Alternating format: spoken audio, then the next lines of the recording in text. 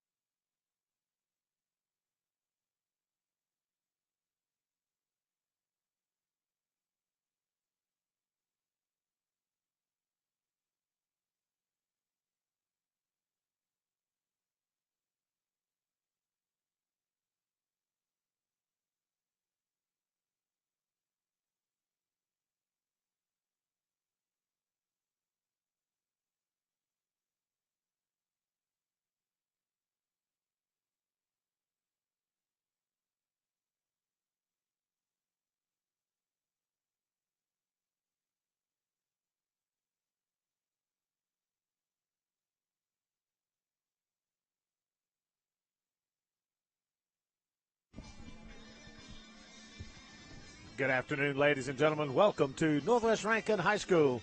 Northwest Rankin baseball going on here at the Mid-Mississippi Classic. I'm Darryl Palmer. I'll be joined by Jay Fletcher as we bring you all of Northwest Rankin Cougar baseball. Glad to have you along with us. Apologize for video difficulties at this point. We'll try to get things straightened out with that, but for now, we're going to do it the old-fashioned way. Jay and I both grew up in radio, and we're going to go back to radio for a little while, so glad to have you along with us.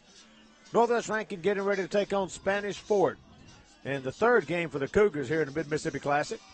Second game of the day here at Wesley Scarborough Field. Glad to have you along with us. Hope you enjoy it. Cougars getting ready to take on Spanish Fort. Spanish Fort just played this morning against Davidson. They won that game by a score of 9-2. And now they play their second game of the day. A very impressive baseball team from Spanish Fort. They also had a big victory last night against Madison Central at Madison Central.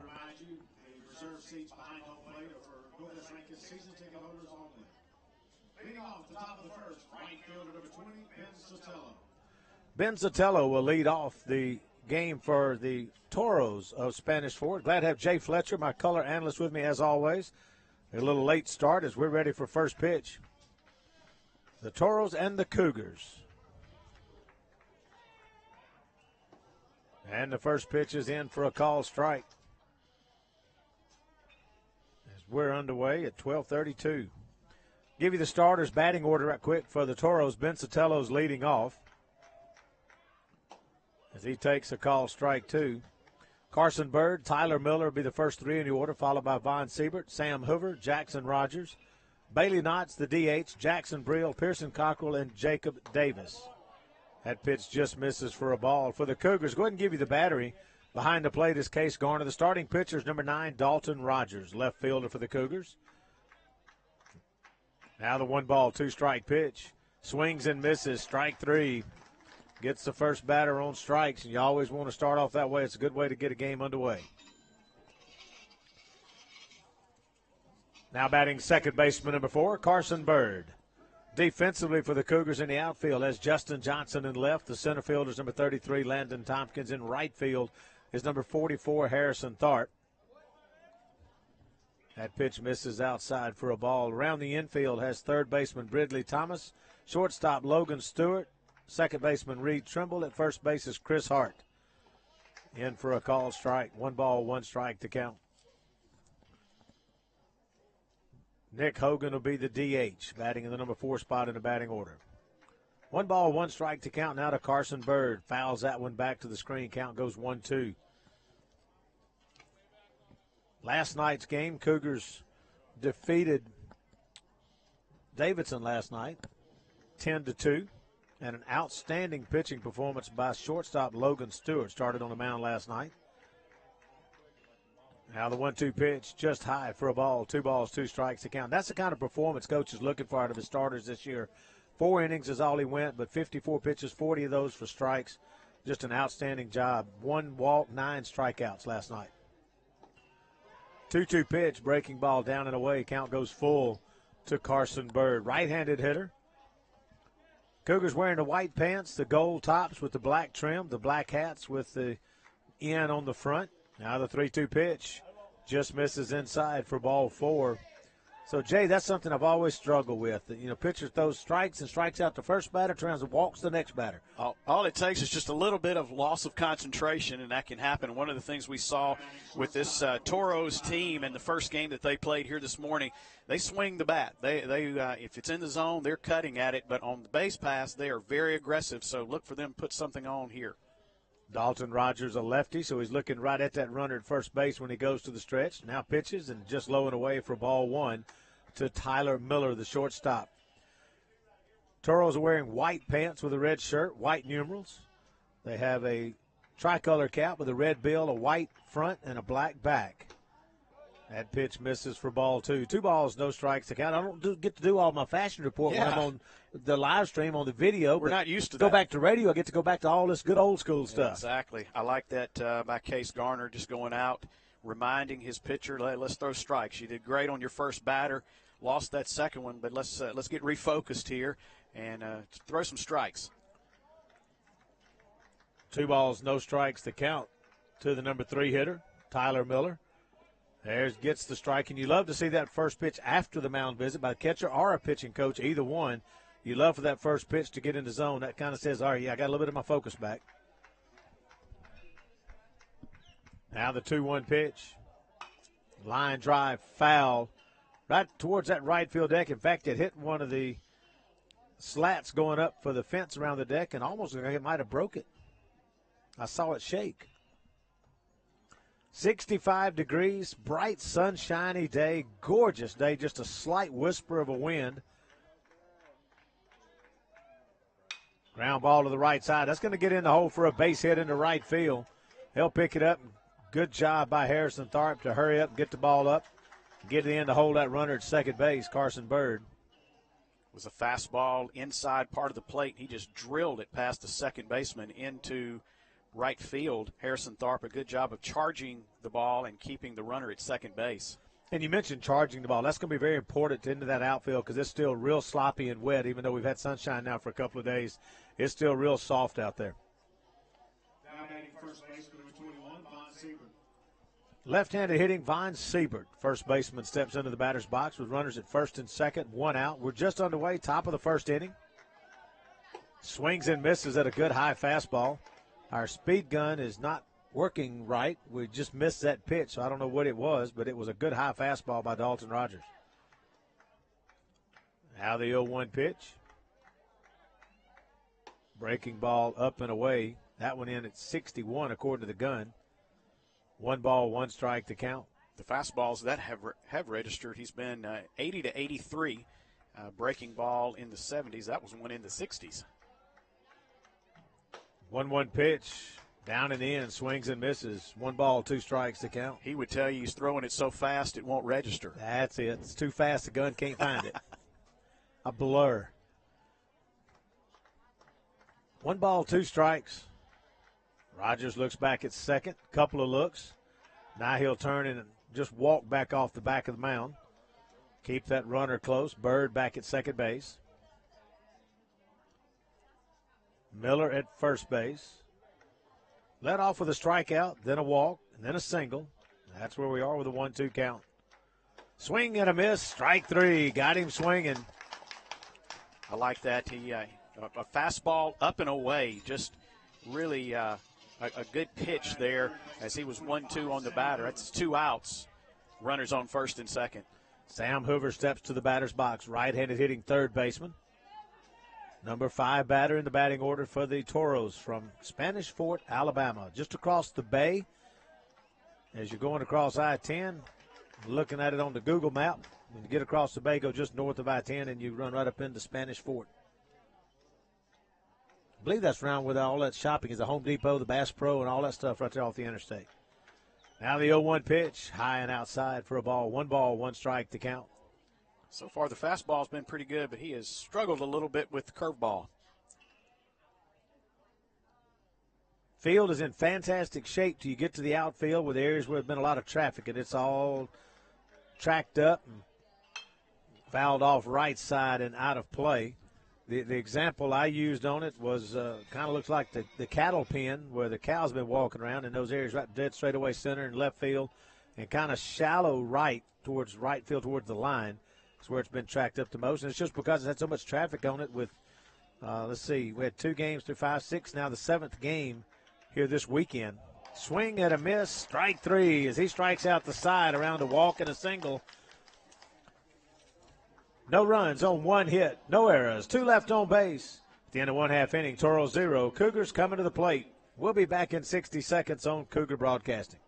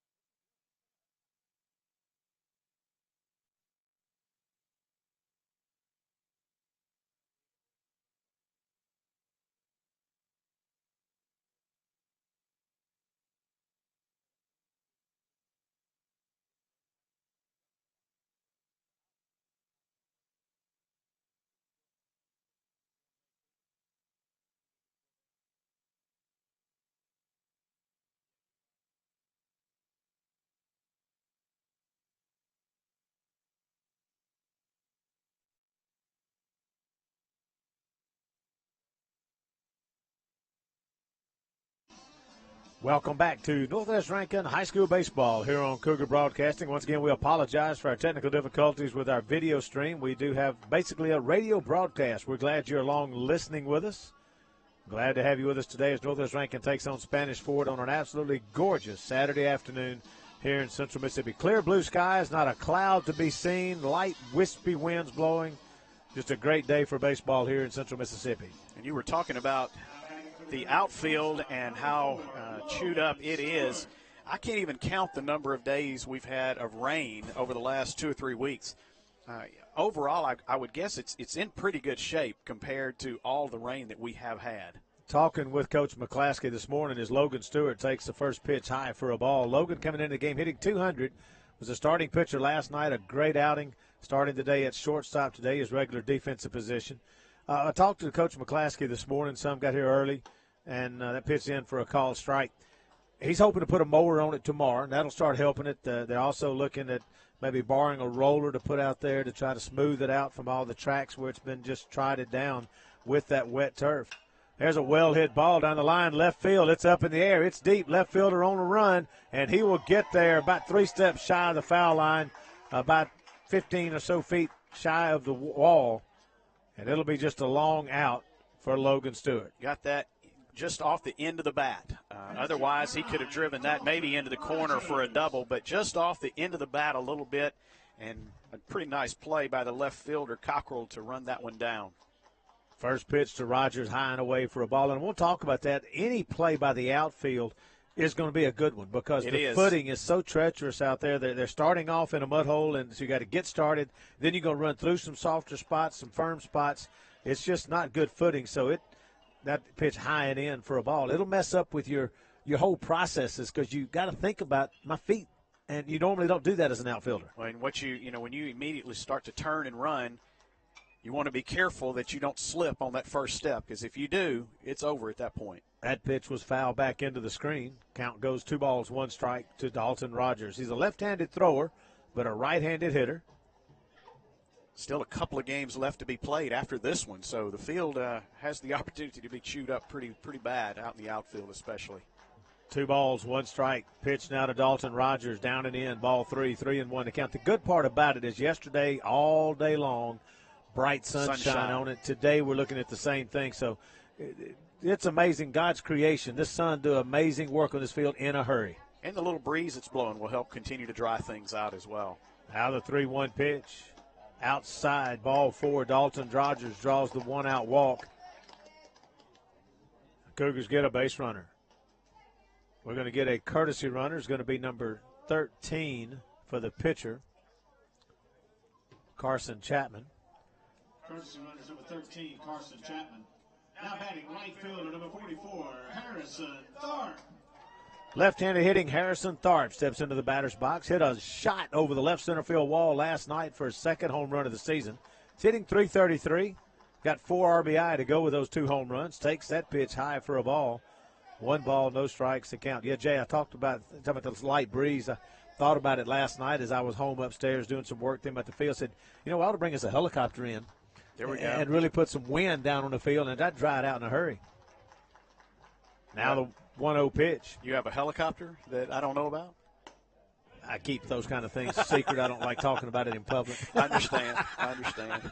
My buddy Greg loans me his every now and then. Got it. 1 ball, 1 strike to count to Harrison Thorpe. Left-handed hitting outfielder for the Cougars.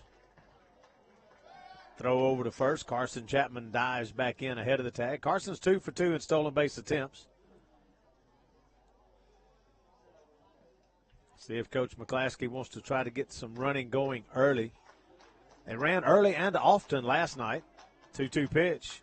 Foul back. That'll get out of play behind home plate.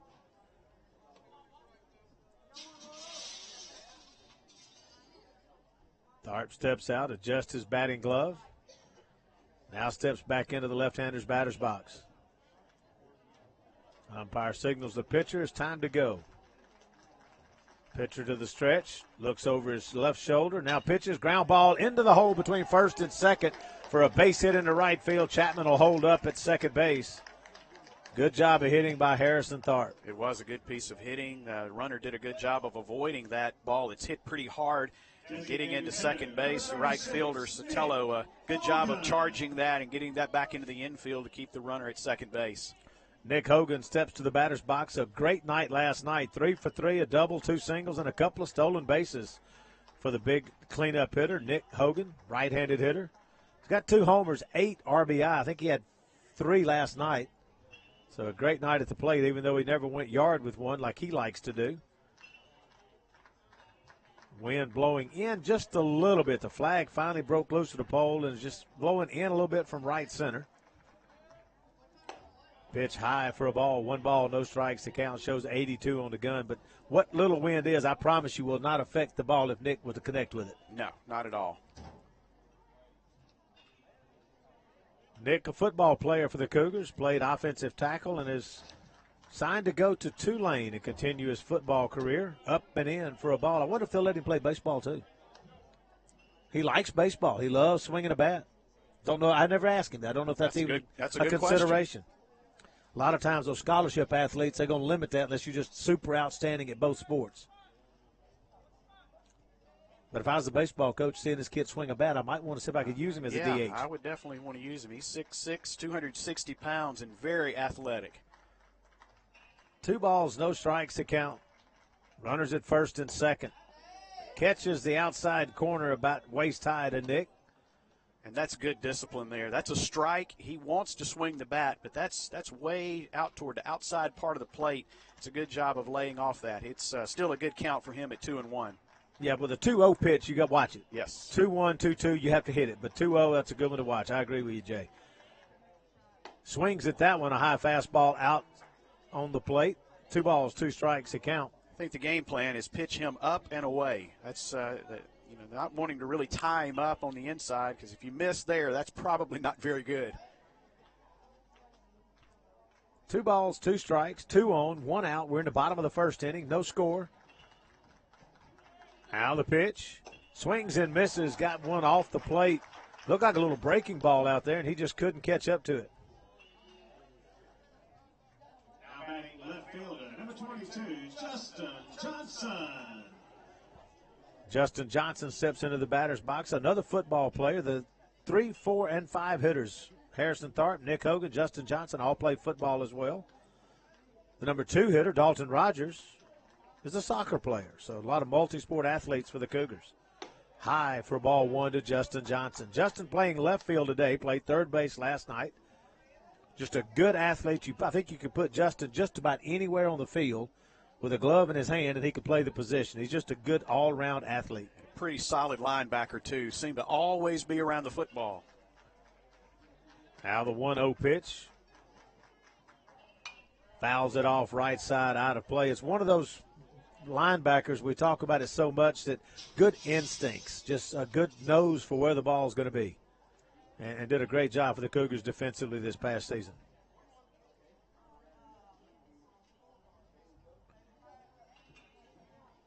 Justin, I can't remember who, has signed to play junior college baseball, community college baseball somewhere, but I don't remember where right now. 1 ball, 1 strike to count. High for a ball. I know there's about half dozen of these kids that have already committed to community colleges for baseball for their next season. And this is a Northwest Rankin over the years. You look around the outfield from the left side, you see 1984 all the way around to 2017. Numerous district and region championship banners.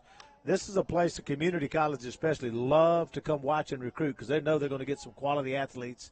May not be superstars, but they'll be quality athletes, great baseball players that can play at most any community college anywhere in the state. And they've all been coached well. That's a huge deal here. You got the great facilities, but you also have some really strong coaching that comes from here. That makes college coaches, junior college coaches, they want to be a part of that when they know kids are coached well. Now batting catcher, number 20, Case Garner. The 3-1 pitch to Justin missed low and away for a ball. He takes his base. That loads the bases for catcher number 20, Case Garner. Colin, I've got my ear came in. Actually, it was a little tweet or text I got from Coach Madden, and that's where Justin's going, is to Colin. That pitch misses up for a ball. But you're exactly right, Jay, is the coaching is so important. That's one of those things. Those junior college coaches know that he may not be the greatest athlete you're going to find, the best baseball player ever. He's may not D1 talent yet. He still could possibly turn into it. But they know they're going to be able to fill a roster with kids that know the game, understand the game, and have been coached up to play the game. And that just comes from years of a program building that Coach McClaskey now in his 30th season at Northwest Rankin has been able to do. Fundamentally, they're going to be sound. They're going to know the game, and college coaches are looking at that and something that they can just continue to develop. 1-0 pitch to Garner, misses down and away for a ball. 2 balls, no strikes to count. Bases loaded. Chapman, the courtesy runner for Dalton Rogers, standing at third base. Thorpe at second base. Justin Johnson at first. Good speed on the bases as well. Up and in. Ball 3 to Case Garner. Justin had some issues with his knee after football season, had some surgery, got it all straightened out, and is in great shape, and he's got some really good wheels. 3-0 pitch, in for a strike. Case thought he might have drawn the walk, but it was about waist high, outer half. Good pitch by the pitcher, Jacob Davis, for Spanish Fort. Now the 3-1 delivery. Case swings through a fastball at 79. Count goes full now with bases loaded. We can start the carousel now, Jay. Everybody moving. 3 balls, 2 strikes, 2 outs. Runners go. Pitch high and away for ball 4. And he'll walk in a run, and the Cougars will take a 1-0 lead. Courtesy runner for the catcher is number 12. Looks like the pitching coach is headed out to have a conversation with Jacob Davis. Watching the Game Changer app right now, he's at 29 pitches here and not even finished the first inning. Bases still loaded, 1 run in. Jared Jasper will come in to run at first base for the catcher, Case Garner. And yet that's not what he wanted to see starting off. This is a highly touted program, a very proud program at Spanish Fort that they love their baseball, and they've been pretty good at it for quite a few years. And this isn't the start he wanted his pitcher to have. Now batting first baseman, number 5, Chris Hart. So Chris Hart steps in, hitting .400 on the season with 1 RBI. He'd like to extend that number right now with a base hit with bases loaded. Now the first pitch from Davis after his coach visit. We'll see what kind of impact that discussion had. He takes a long time, and Hart smartly asked for a timeout by the home plate umpire, and is granted. Still standing there like a statue. Now he's ready to go. And the pitch. Check swing, popped up, chopper, and he throws it to the plate. Not sure why. 2 outs. Catcher wasn't ready for it. It's going to go down as a fielder's choice. That's a case right there of not knowing there are 2 outs. And he just tried to cut the runner down at home plate. No need to even make that play. Turn around towards first base. You've got plenty of time to get the 3rd out of the inning and keep that runner from scoring. It was a high chopper. You're exactly right, Jay. Just not aware of the situation. Now the first pitch to Tompkins. Popped up high in the air, right side, will tail out of play. No balls, 1 strike to count. Had an easy out at first base. Just wait on it. There's a high chopper off the front of the plate. And the catcher standing there watching, but he was nowhere near standing on the plate. The ball would have been there in time, but he wasn't expecting to throw. Now the 0-1 pitch. It hits him. Landon Tompkins will take his base after being hit by a pitch. And another run in for the Cougars. 3 runs now, bases still loaded. And that'll bring the number 9 hitter in the order. 2 games in a row, the Cougars will bat around in the bottom half of the first inning. Now batting second baseman, number 7, Reed Trimble. Started with 5 runs last night in the first inning. A base hit probably could help him start with 5 here as well. Chris Hart with decent speed down at second base, so you're exactly right. 2 outs. McClaskey willing to take a chance on it. Now the first pitch to Trimble. Left-handed hitter steps in, takes it for ball 1. Playing second base today.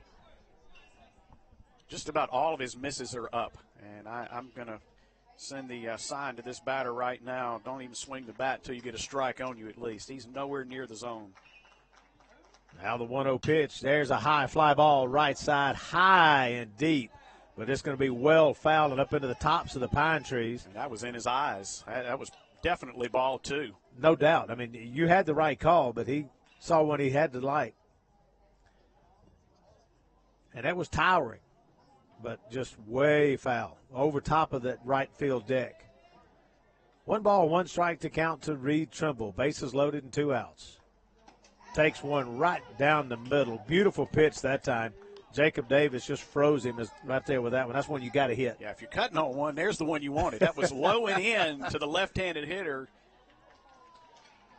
Now the 1-2 delivery. Hit it into the air, right center field, high. Center fielder drifting back. Rogers has room and will make the catch to record the 3rd and final out. 3 runs on 1 hit, no errors. 3 left on base. We played 1. Cougars lead 3-0. So the Cougars up 3-0 after 1. We'll take a break. We'll be back with the 2nd inning on Cougar Broadcasting.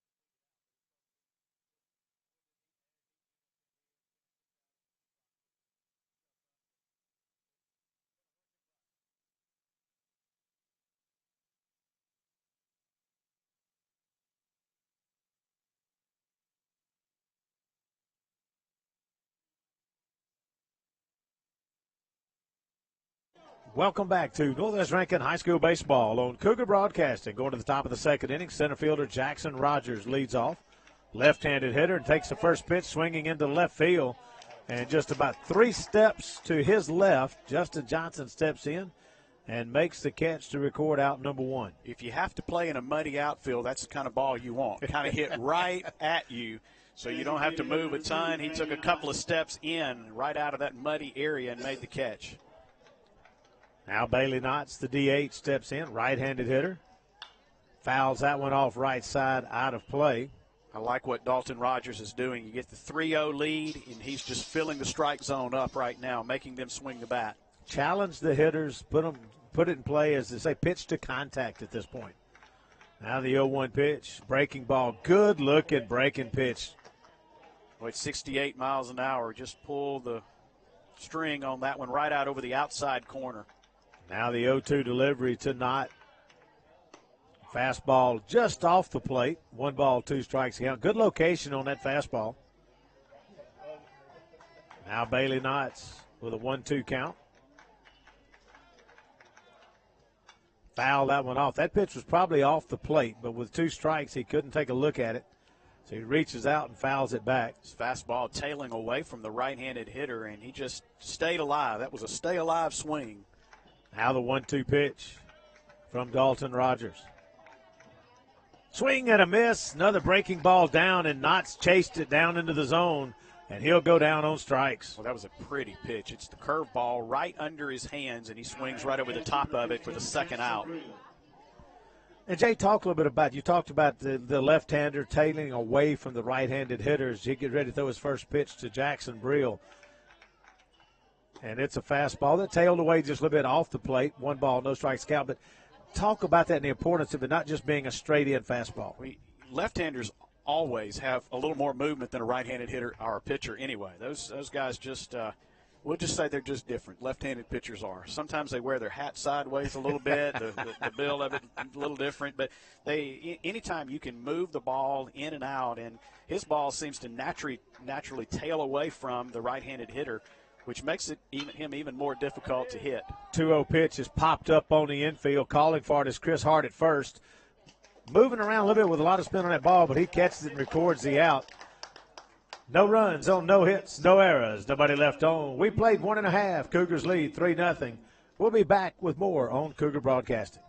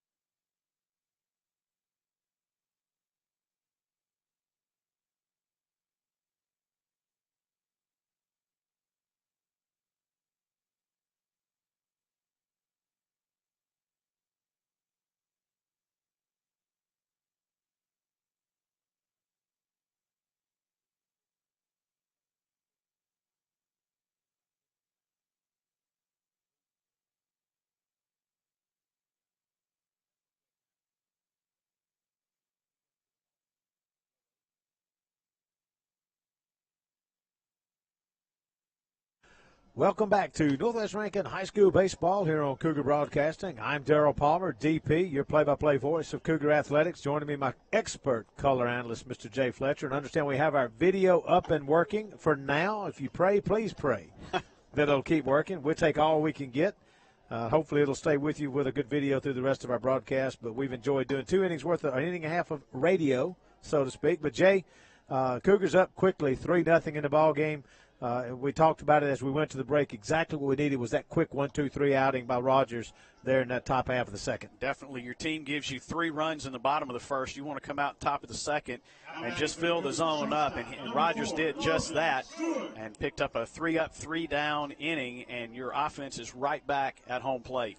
And you're right back with the top of the orders. They batted around in the bottom half of the first, put up 3 runs, but left 3 on base. 0 for 3 with runners in scoring position, as you had 2 batters come up with bases loaded and couldn't produce the hit to score some runs. And as we talked about it last night, as we won 10-2, the coach is still not all that happy. He's happy with 3 runs, but he's very disappointed in the hitting with runners with bases loaded. It could have been a few more, at least a couple of more, maybe 3 more. So, but you like immediately that's good contact driven right back over the shortstop's head for a leadoff single. Good swing of the bat by Logan Stewart. Now Dalton Rogers steps to the plate. Dalton drew a walk his first trip, used a courtesy runner. That runner eventually scored. And Carson Chapman, now Dalton will step in. He takes a long look down at Coach McClaskey for his signs. Looks like number 10, Brody Wiggins, warming up for Spanish Fort down in the bullpen. Not surprising to see the pitcher's already got 37 pitches. And this is just now the second inning. And obviously the Cougars, he struggled with the strike zone. Out of those 38 now, he's thrown 18 strikes, 20 balls. So not a good ratio. You want that at least 2-1. I'd rather have it 3-1. And he's higher balls than strikes at this point. 1-0 pitch coming to Dalton Rogers. Runner goes, pitches inside for a called strike, and it's going to get away and go all the way into center field. And Stewart had slid in and had trouble getting up. By the time he realized the ball had gone to center, it was just too late to try to make it an extra base. We'll give a lot of credit to the center fielder, Jackson Rogers. He did a good job of charging in behind second base and picking that up in a hurry and keeping the runner at second base. 1 ball, 1 strike to count to Rogers. Runner down at second in Stewart. 2 for 2 in stolen base attempts is Logan. Now the 1-1 pitch. Popped up high in the air right side, tailing foul, and will get out of play. Count remains, or goes to 1 ball, 2 strikes. This is the 3rd game of the weekend for Spanish Fort as well. They played Madison Central last night. Defeated Madison Central, I think you said. 5-3. And now their 2nd game of today, and then they'll probably grab them some grub and make their way back down to South Alabama. Did we get a balk? I believe he called a balk. So a balk against the pitcher. I didn't see what he did. Did he? I wasn't even looking, Jay. He didn't step back. Okay. Off the rubber, it looked like to me. He and then made a move. 1-2 pitch, high for a ball. 2 balls, 2 strikes to count. So many little things that you have to watch for as a pitcher with a runner on base. But basically, once you put the toe on the rubber, then you're into a pitching motion, pitching routine that you have to stay in. If you do anything deviating from it, you have to step off the back of the rubber first. And the base umpire standing about 20 feet from him, and he's watching. He's looking right at his plant foot right now. Now the 2-2 pitch. Swings and misses at a breaking ball down and away, and he'll go down on strikes. And now that'll bring up Harrison Thorpe. Now batting right fielder, number 44, Harrison Thorpe. And now you have to have the mindset with 1 out. You've got to put the ball in play here. You can't strike out. You've got a runner at third base. You've got to do your job and make sure that you plate that run. Harrison Thorpe, last trip to the plate, singled. Now first pitch. Breaking ball in for a call strike. No balls, 1 strike to count. His fastball's been up quite a bit, but he's gotten better control of the breaking ball, and that was a nice pitch for strike 1 on Harrison Thorpe. Down at third base is Logan Stewart. Reached on a single to begin the inning. Harrison swings through that 81-mile-an-hour fastball. No balls, 2 strikes to count. That was a good pitch to hit. He just missed it. That was inner half and up just a little bit. He just missed it. Now 0-2. Got to make contact somewhere. Now Jacob Davis from the stretch. Now he's ready. There's a line drive to third base. He made contact, but that's not where you wanted to do it. Kind of late on that swing and just lined it to the third baseman. I think he was fooled by it. Agree. I think he was fooled with it a little bit, and a good job by the runner at third base to freeze on that line drive. Let's see if Hogan makes the adjustment this time around. They got him out, throwing him up and away last at bat. Struck out. Batting average now down to 563. Breaking ball waist high right across the middle of the plate, and he just watches it, which is not a bad pitch to watch for the first pitch. You don't want to go for that first pitch breaking ball. If he throws it there again, though, you need to be ready for it. Now the 0-1 pitch. Another breaking ball. This one way down and outside. 1-1 to count. And again, if I were a pitcher and I got first and second base both sitting empty with 2 outs, I'm with you. I don't throw anything fastball into Nick Hogan. Now the 1-1 delivery. Fastball in on the knees, almost hit him. Nick showing a little agility for the big man. I'm not sure I want to hit him either. Just a thought. 2 balls, 1 strike to count to Nick Hogan.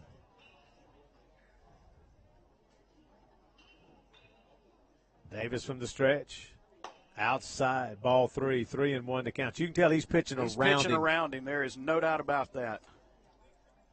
Justin Johnson in the on-deck circle.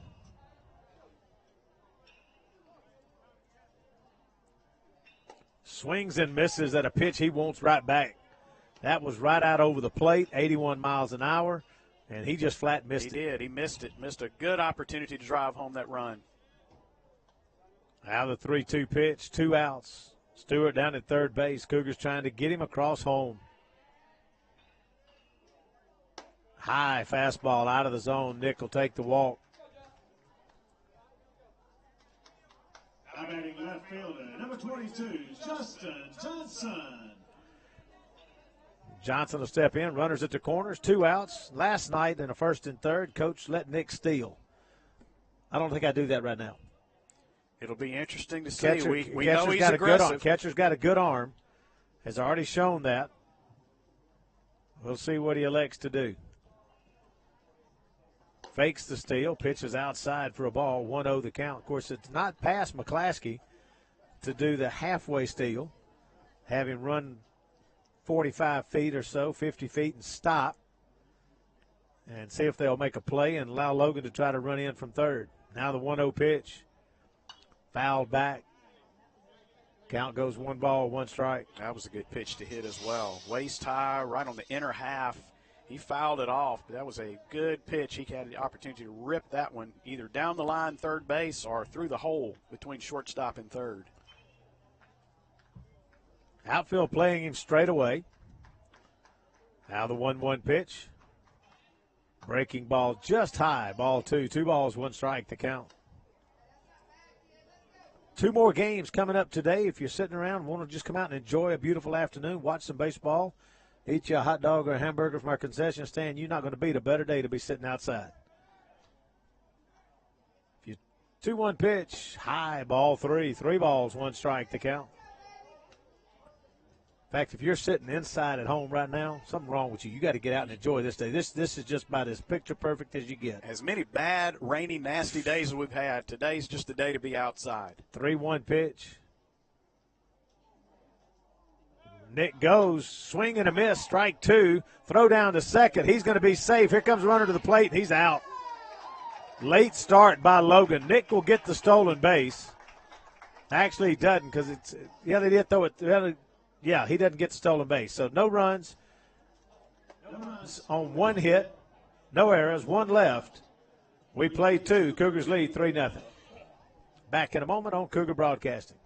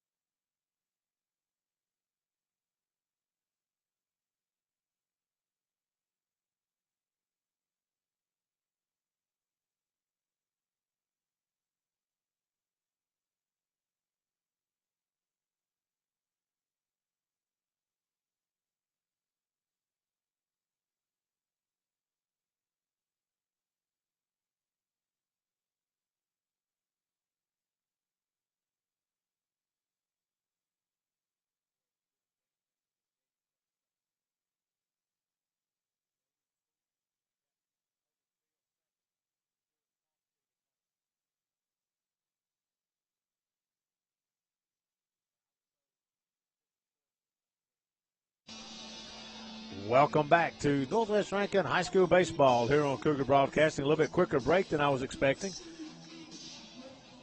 We're back here, and Cougars leading 3-0 as we go to the third inning against the Toros of Spanish Fort, Alabama in the Mid-Mississippi Classic. Cougar pitcher Dalton Rogers has been spot on for 2 innings, and with that 3-0 lead, you just want him to continue to do what he has been doing. He's been getting the breaking ball over. He's been moving the fastball all around. He has done a good job for 2 innings. Now first pitch to Cockrell, the number 9 hitter in the order, is a little bit low and in for a ball. 1 ball, no strikes to count. Got one final thought. Was talking about the weather and sitting inside or not. If you're sitting inside or not, take your laptop, go out on the porch in your lawn chair, and just enjoy this day. Chop foul at the plate. Count goes 1 ball, 1 strike. I kind of wish we could move our broadcast outside right now. It's so pretty. It'd be nice to be in the sunshine. It is a beautiful, beautiful day. We just haven't had very many of these lately. 1 ball, 1 strike. Leadoff hitter here in the top of the third inning, Pearson Cockrell facing Dalton Rogers. That pitch just misses low and in for a ball. 2 balls, 1 strike to count. Our next 2 games coming up, if you're interested, we've got Sumrall versus Grissom, Alabama. Where Sumrall down around Hattiesburg, perennial baseball powerhouse here in Mississippi. 2-1 pitch, catches the outside corner. Count goes 2 balls, 2 strikes. Then our nightcap, which begin around 5:30, is Madison Central taking on Grissom, Alabama. So should be some good baseball coming up the rest of the day. 2-2 pitch. Just low, ball 3. Full count now to Pearson Cockrell, the number 9 hitter in the order. Top of the order, Ben Sotelo on deck. See Grissom, Alabama here in white jerseys, orange letters. So some pretty bright uniforms. They're down to our right. 3-2 pitch, fly ball right side on Chase Harrison Thorpe, and he's not going to get there. And then he slips trying to pick it up. It's going to be a double into right. Looked like he took a little bit of a bad angle, Jay, and then just couldn't get to it. That ball carried a good bit, too. It sounded like it was hit off the end of the bat just a little bit, but continued to carry. Not any wind blowing that really to call out, but it just got over his head. Poor angle by Thorpe. And, you know, sometimes batters will go by the sound, too. And like you said, it didn't sound as solid, so maybe that's what fooled him. And then just got a bad line on it. And it looked to me like he may have broken in just a little bit before he went back. And just about every time that happens, the ball's going to get over your head. Majority of time you coach outfielders, your first step, if you're not sure, is back. Because it's a lot easier to come in than to go back. And a ball in front of you almost never produces extra bases. Ball behind you does. Right fielder Ben Sotelo steps to the plate. He struck out his first trip against Dalton Rogers. Got him on strikes, swinging. First pitch just misses. Not sure where that missed, but just missed for ball 1. 1 ball, no strikes to count. May have been a little high. It was definitely an off-speed pitch, not a fastball there. Now the 1-0 pitch. Tried to bunt it, bunts it foul, and may have got a piece of case as it deflected. But 1 ball, 1 strike to count as the Spanish Fort trying to put a little small ball to move that runner to third base with less than 2 outs. Then you can get the sac fly to try to get a run in. You can tell what their thought is, coaches, chipping away. Just get 1 here, 1 there, and try to get back into this game. 1 ball, 1 strike to count. Rogers pitch, breaking ball, misses high for ball 2. 2-1 to count. Last couple of those breaking balls are up. He's not getting on top of it as much as he was in the first and second inning and getting it to really snap off. Now the 2-1 pitch, fouled off into the screen above the Cougar dugout on the first base side. Count goes 2-2. He was fooled there looking for another breaking ball and got a fastball and swung on it late.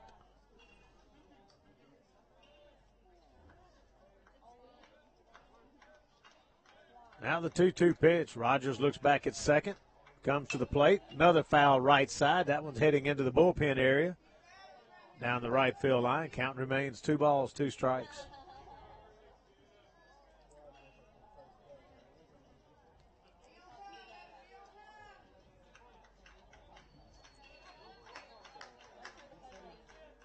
Now the 2-2 delivery. Rogers steps off the rubber, looks back.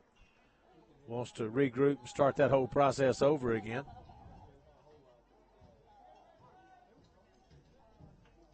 Now the 2-2 pitch. Checked his swing. Case comes up tagging him, thinks he might have gone around, but they're going to appeal, and they're going to say, no, he did not go. I think that's the right call. Full count now to Ben Sotelo, the right fielder.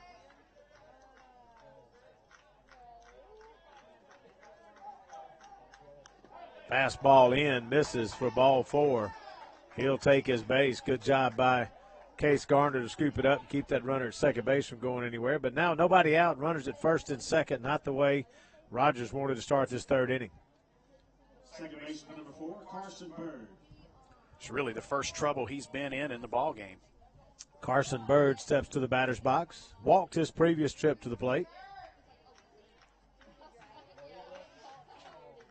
Now the first pitch, he shows bunt, fouls it straight back into the screen, right straight at us. Did you flinch, Jay? I did not flinch. Good job, good job. I'm working on that net. It's got me covered. We are completely covered this year. One of the things they've done with the new grandstand and press box, they put a net from the top behind home plate back into the roof of the grandstand to protect the fans from the fly balls that come straight down. So those in the seated areas are well protected here at Northwest Rankin. And we'll let you know there are still some seats available.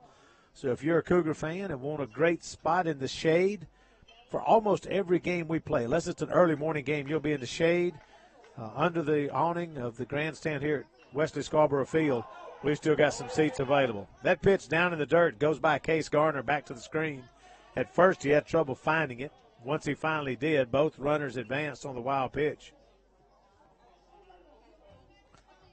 And that's something, again, as we've talked about many times, I was a catcher, and that's a helpless feeling because with that gear on, that ball goes below you. Sometimes if it bounces off of you, you're not real sure where it went, and you really depend on that pitcher to kind of give you some help which way to go. Yeah, pitcher and first baseman, third baseman have to be yelling at that catcher, just telling him where the ball is. He finally located it. Runners advance one base, and big opportunity here for Spanish Fort. Runners at second and third, nobody out, top of the third. 2 balls, 1 strike to count to Carson Bird. Now the pitch just misses up with a good fastball, but just a hair high. 3 balls, 1 strike to count.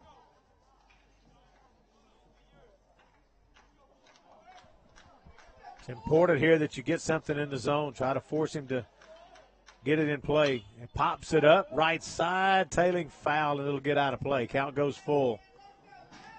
This is an important out. You really want to get this. Don't want to load the bases with nobody out or even have him driving in runs. Just need to get something in there and get him out. Looks like the Cougars are sending, can't see a number, get some bullpen action blocked out by the light pole. So far it's 2 catchers I'm seeing down there. There's a high fly ball right side. Thorpe's going to have room for it. Be a chance for a score on the tag, and he misplays it, goes over his head, and both runners, it'll be a double, and the runner will score. He just flat lost that one. Yeah, just lost it. He was camped under it, and the ball fell about 4 or 5 feet behind him. He's pointing at the turf. I can't tell if a foot slipped when he went to snag the ball, but ball fell about 4 or 5 feet behind him. Now batting shortstop number 14, Tyler Miller. Well, he misplayed it to begin with, and I think, Jay, when he's tried to shift to go back to it, that's when he slipped. But the wind's blowing straight across now from left center towards right corner. But the ball kind of drifted back away into the wind from him. So it's kind of an interesting play, but it'll go down as a double.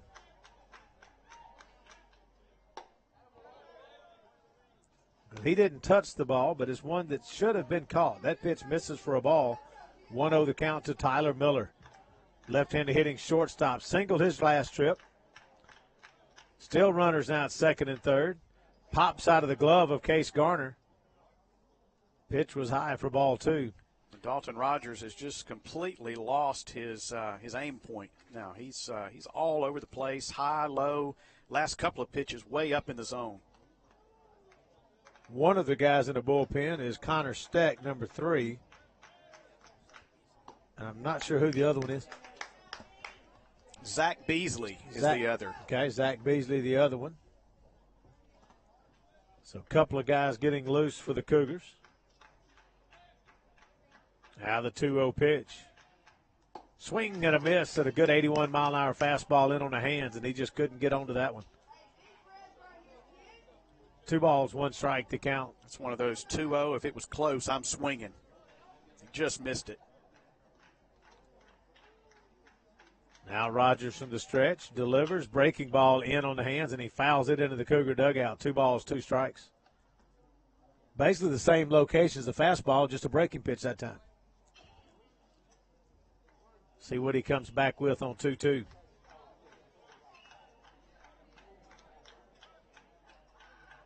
Fastball right down the middle, 83 miles an hour, and Tyler Miller not happy with himself because he knows he had a good pitch to hit. He just didn't make contact.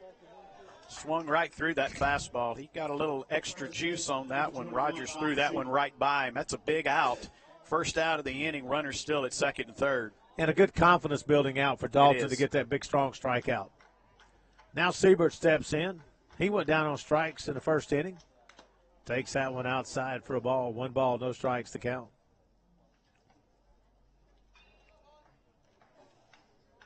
Dalton now at 57 pitches. 1 out here in the top of the third. Outside, ball 2. 2 balls, no strikes to count. Got to believe that he's probably going to be running out of time. Regardless, he's looking at going to a backup, to a reliever. Don't know what kind of counts Coach McClaskey would have on him right now, but I'm sure he's got some this early in the season. My guess would be somewhere in the 70 to 75 range right around now. Don't want to overuse a young arm this time of year. 2 balls, 1 strike. Everybody wants to back out and regroup, start over. Now the 2-1 pitch, down and away for a ball. 3 balls, 1 strike to count. And these games matter, but they don't matter. That's the other part, is you want to make sure that when it really counts, as you move toward the games that really matter later on, you get your Madison Centrals and your other teams like that, those games begin to really matter. 3-1 pitch is fouled off. That you don't run out of pitching. You can wear these arms down in a hurry. And they start mattering next Friday. Yes. Because we play Madison Central here next Friday night. We'll be broadcasting that game here on Cougar Broadcasting. Jay will be off vacationing in the mountains, but we'll try to get by without you, Jay. It'll be hard, but we'll work through it. I am certain y'all can make it. 3-2 pitch down and in with 83 miles an hour once again, and he swings and misses for strike 3. When he so needed that. Dalton Rogers, the last couple of batters, couple of strikeouts, and that's a case of the last 2 batters just throwing a fastball by both of them. That's his 6th strikeout of the game. Now here in the 3rd inning, go with 2 walks. Would be absolutely huge if he can get this out and only allow 1 run. Breaking ball in for a call strike. Great pitch. He's just blown 2 83-mile-an-hour fastballs by the last 2 hitters for the 3rd strike, and he comes in with a first pitch to Hoover with a 69-mile-an-hour breaking pitch. Just completely frozen. Now the 0-1 pitch. That breaking ball stays outside. Just kind of hung a little bit on him. 1-1 to count.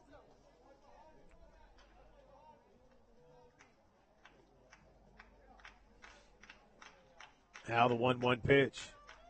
Fastball in the outside part of the plate, swings and fouls it off. 84. I think that's the fastest I've seen from Dalton. I think so, and I think your batter was guessing curveball again and got fastball and did a good job of fouling it off.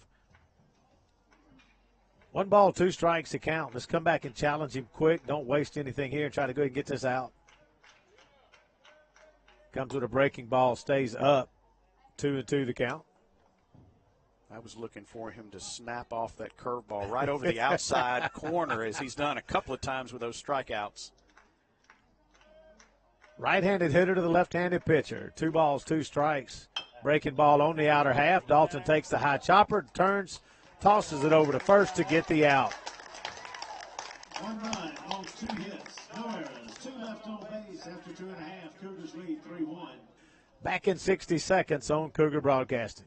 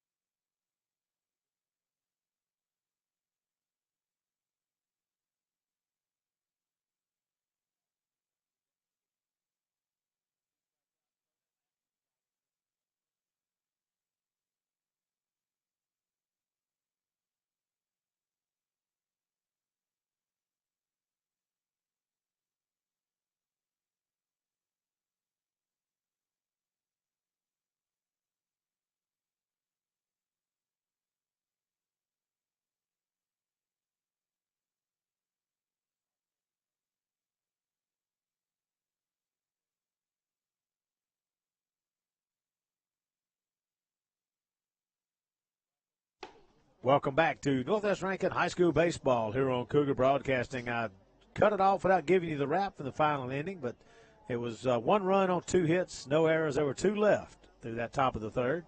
Now we'll go to the bottom of the third. Cougars leading by a score of 3-1 over the Toros of Spanish Fort, Alabama. Now batting for the Cougars, left fielder, number 22, Justin Johnson. Jay, last night we were talking about whether Nick Hogan might try to steal home, and I told the story about Will Hawkins from Millsaps. I saw Coach Page's wife after the game here. Of course, they've got a son that's on the roster for the Cougars that'll get some playing time. Case Page is a sophomore.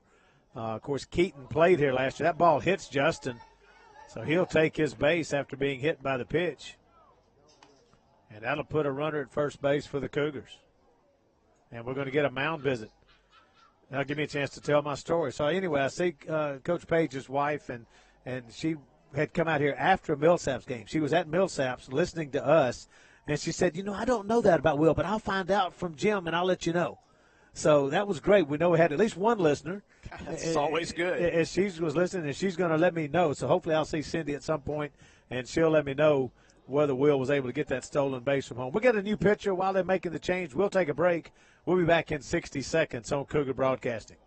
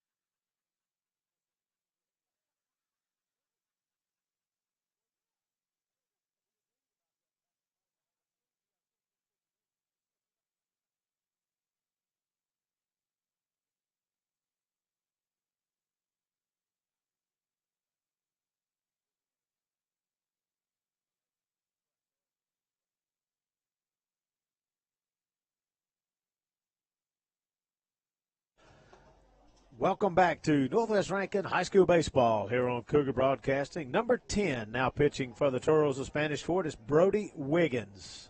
Towing the rubber, right-hander, coming on in relief of Davis. And I'll give you the final line on Davis in a moment. He's got a runner at first base that would be charged to him. He went 2 innings, 2 hits, 3 runs, all earned, 4 walks, 2 strikeouts, 2 hit batters, 57 pitches, 27 strikes, 30 balls. Not the ratio you're looking for. Now batting for the Cougars, catcher, number 20, Case Garner. Of course, the runner at first base, and Justin Johnson, would be charged to Davis should he round the bases and score. But now the pitcher is Brody Wiggins. Nobody out, 1 on. Case Garner, the catcher, steps into the batter's box. Right-handed hitter, runner goes, pitches low and inside for a ball, and a stolen base for Justin Johnson. Showed that speed we were talking about earlier.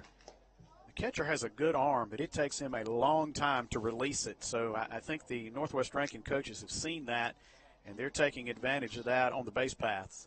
One of the things, and there's so much difference. That pitch was a ball, 1 ball, no strikes. There's so much difference in the throw for a catcher than any other position on the field. Now the 1-0 pitch. Right side of the infield comes in looking for the bunt. That pitch high for a ball, 2-0 the count. Every other fielder can go ahead and the pitcher, of course, especially takes a big windup, but even all the infielders will bring that arm full back and over the top in a full wind throw. The catcher, on the other hand, as I was taught, now the 2-0 pitch, foul straight back. Literally, you just bring your arm to your ear and snap it. That's it. And so it has to be just a quick snap throw. If you're winding up, again, that extra half a second it takes to get rid of it's all it takes for a runner to steal a base. And he winds it up. He doesn't zip it down there. He does have a good arm, though, but it just takes him a while to release the baseball. Now the 2-1 pitch. Johnson with his lead at second, messing with the pitcher a little bit. Inside, ball 3. I was taught, and literally I had a coach in my junior in high school that literally had me throwing, take a ball, hold it at my ear, and then throw it. Don't even bring up to there. Just hold it there and throw it and practice that to develop that quick release because You can have not the strongest arm in the world, but if you got a quick enough release, you can still get them out. Now the 3-1 pitch. High and inside, ball 4. Case Garner draws a walk for the second time in the ball game. And once again, we'll get that courtesy runner. Courtesy runner for the catcher, number 12, Jared Jasper. Jared Jasper comes in to run. Be interesting to see here if they put a little movement on the base pass, maybe drop a bunt down, move those base runners down to second and third. Runners at the defenders at the corners, first and third, are kind of in at the edge, kind of thinking about it. First baseman sneaking in a little bit. Chris Hart at the plate. He's going to stop and step off, and that pretty much was just to see if Chris would show his hand early. And he did not. So they're still guessing. First and second, nobody out. Bottom of the third, 3-1 the score. Cougars on top. Pitcher taking a long time. Now comes to the plate. Hart delivers a single over the head of the third baseman into left field. He's going to hold Justin up. The left fielder made a good play on it, and a good thing he held him up because he was throwing a strike to the plate. When the key to that was the left fielder, Cockrell, came charging after that one as it got over the third baseman's head, and he came really hard. Good arm into the plate, and Coach McClaskey saw that, put the stop sign up, and the runner stopped at third. Bases loaded, nobody out. Opportunity for a big inning here for the Cougars. Cougars had the bases loaded in the first inning for 2 batters, and were only able to get 3 runs in, and so Coach McClaskey would love to see them capitalize now with bases loaded. This is the third opportunity tonight. Right now they're 1 for 6 with runners in scoring position. Right now you want to capitalize. Landon Tompkins.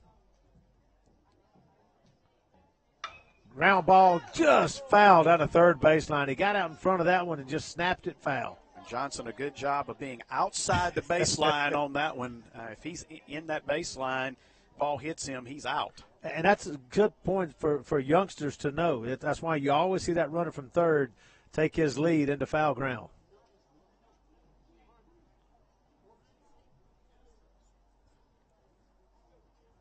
Now the 0-1 pitch. Misses high for a ball. 1 ball, 1 strike to count. Bases loaded. 1-1 to count. Landon Tompkins at the plate, trying to deliver for the Cougars. Brody Wiggins, the pitcher. And he delivers outside. Good job by the catcher to get out and block it. 2 balls, 1 strike to count.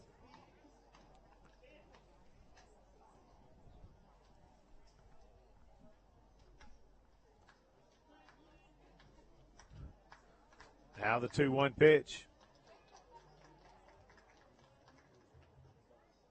Line drive into left field. Left fielder misplayed it. It goes over his head all the way to the wall. Justin Johnson's going to score. Jared Jasper's going to score. Chris Hart's coming to the plate. Here comes the throw, not in time. Double by Landon Tompkins clears the bases for the Cougars. And that's what you want when you got bases loaded, Jay. That was ripped. That was a fastball right down the middle. He turned on it, drove it over the left fielder's head all the way to the wall. And everybody did a good job of getting that good secondary lead, and that allows everybody to circle the bases and score. Number 7, Reed Trimble. And it wasn't really necessarily misplayed. It just got there so fast. The left fielder had no way to play it. It was a line shot that was over his head. I mean, it was he jumped, and it was still 3 or 4 feet above his glove. So that's just a good job of a line shot, man, making contact in a huge opportunity. Cougars now lead 6-1. Bases clearing double by Landon Tompkins. Now the first pitch to Trimble. He shows bunt, misses it. No balls, 1 strike to count. Still nobody out. Coach McClaskey trying to add some more runs.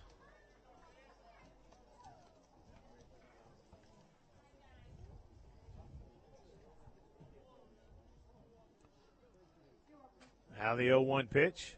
Left-handed hitting Reed Trimble. Plays second base. Bats left-handed. Now the pitch. Misses just low for a ball. 1 ball, 1 strike to count.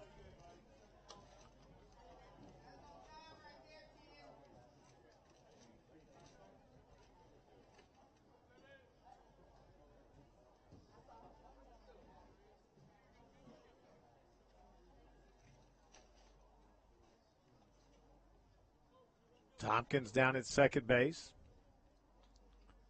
Breaking ball down and in. Ball 2-1 to count. Wind starting to blow a little bit more, but it's shifting around. The flag almost looked like, I guess it's still blowing across from left to right. A little while ago, it was blowing almost straight out, and now it's back across toward the right field corner. Swirling a little bit. Now the 2-1 pitch. Wiggins looks back at Tompkins at second base. Now delivers. Outside, ball 3. 3 balls, 1 strike to count. And one thing I've noticed, there's nobody in the Cougar bullpen now. Rogers was able to get out of that last inning with a good job of pitching with a couple of strikeouts and a chopper back to himself, and everybody sat down in the bullpen. They're either ready or coach says, we'll wait a minute. 3-1 pitch. Line drive. That's going to bounce one time into the glove of the second baseman. He'll throw to first. Great play. Showing good range by the second baseman to chase that one down. Well, Carson Bird covered a lot of ground. Got over there, took a great angle, and then I love how he was patient. He was patient on that throw to the first baseman, and that's just a nice play by Bird, the second baseman. So easy running that way to make it, to throw that ball off target, to let the throw go with your body motion. But he did a good job. Now the infield will come in with 1 out. It's what the book says do. Runner at third base, 1 out. You come in on the edge of the grass. Logan Stewart grounds it to the third baseman. He looks over at the runner. Tompkins throws it to first and played it exactly the way the book said to play it.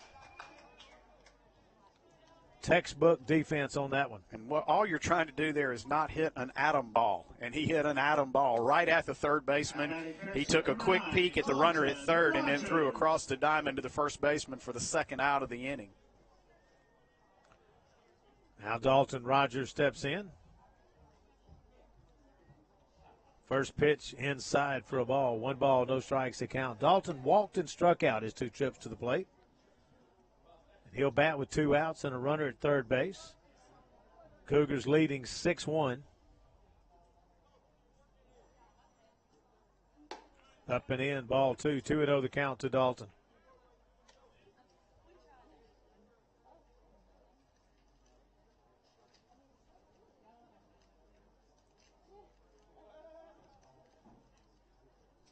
Now the 2-0 pitch. Outside, ball 3. Harrison Thorpe on deck. Dalton Rogers could reach with 2 outs, give the Cougars a chance to try to add to a 5-run lead. And that's going to catch the outside corner for a call strike. 3 balls, 1 strike.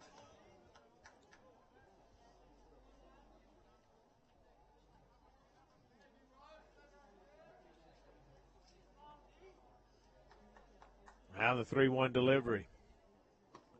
Outside corner by knee-high. Dalton thought he might have got it, but nope, that's a good pitch. And he didn't make any friends with the umpire right there. You better expand your zone right here. Anything close could be a strike. 3 balls, 2 strikes, 2 outs. Landon Tompkins down at third base. The pitch. He lines it to second base, and he makes the play, snatching it out of the air. 3 runs on 2 hits. No errors. 1 left on base. After 3 complete, Cougars lead 6-1. Back in a moment on Cougar Broadcasting.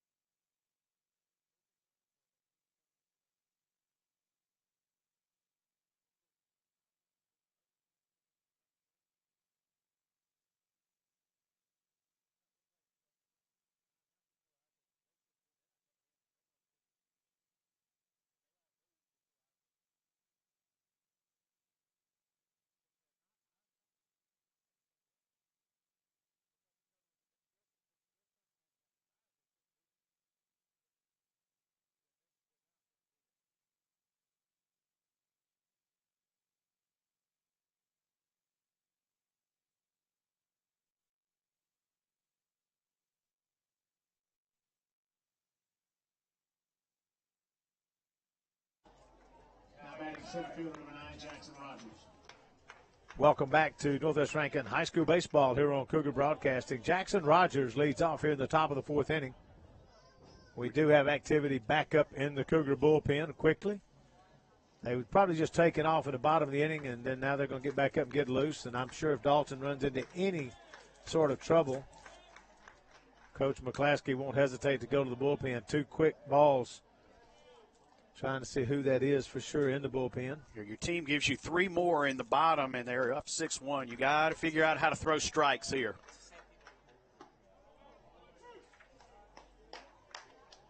There's a call strike. So Connor Steck is one of them. And I'm being told it's Zach Beasley, number 16, not Elijah Moak, number 16. Okay, so Zach Beasley and Connor Steck in the bullpen. That pitch, I was looking at the bullpen. I had 2-1, so it's either 3-1 or 2-2. That's a strike, so now it must be 3-2, I believe. 3 balls, 2 strikes to count to Jackson Rogers.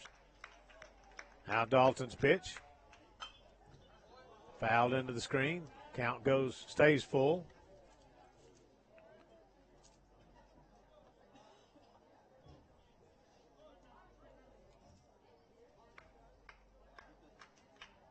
Now the 3-2 pitch. Foul back. Count remains full. Coach Nathan Purvis runs out with some fresh baseballs for the home plate umpire.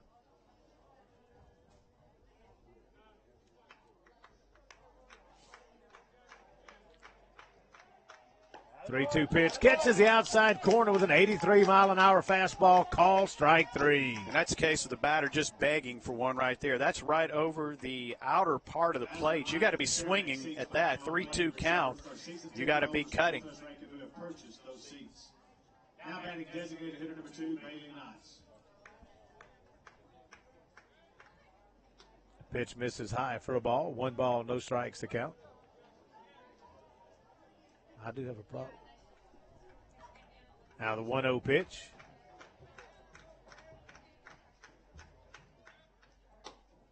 Flinched on that high fastball, but is out of the zone. 2 balls, no strikes to count. Needs to get ahead of hitters. That's not happening. The first 2 hitters here, top of the 4th inning. Now the 2-0 delivery. High, ball 3. 3-0 the count.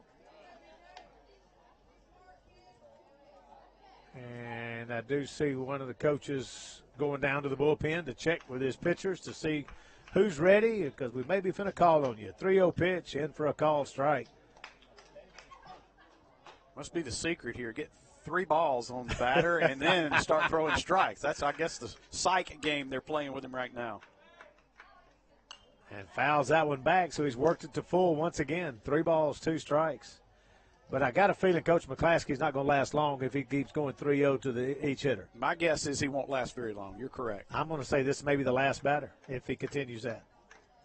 3-2 pitch. Inside corner, call strike 3. Got him looking. Again, another beggar there. That's an easy call strike from here. That's right over the heart of the plate. I think he was looking away, but it came inside. And it was definitely over the plate from our view here. And that's another strikeout after going 3-2 on the first 2 hitters.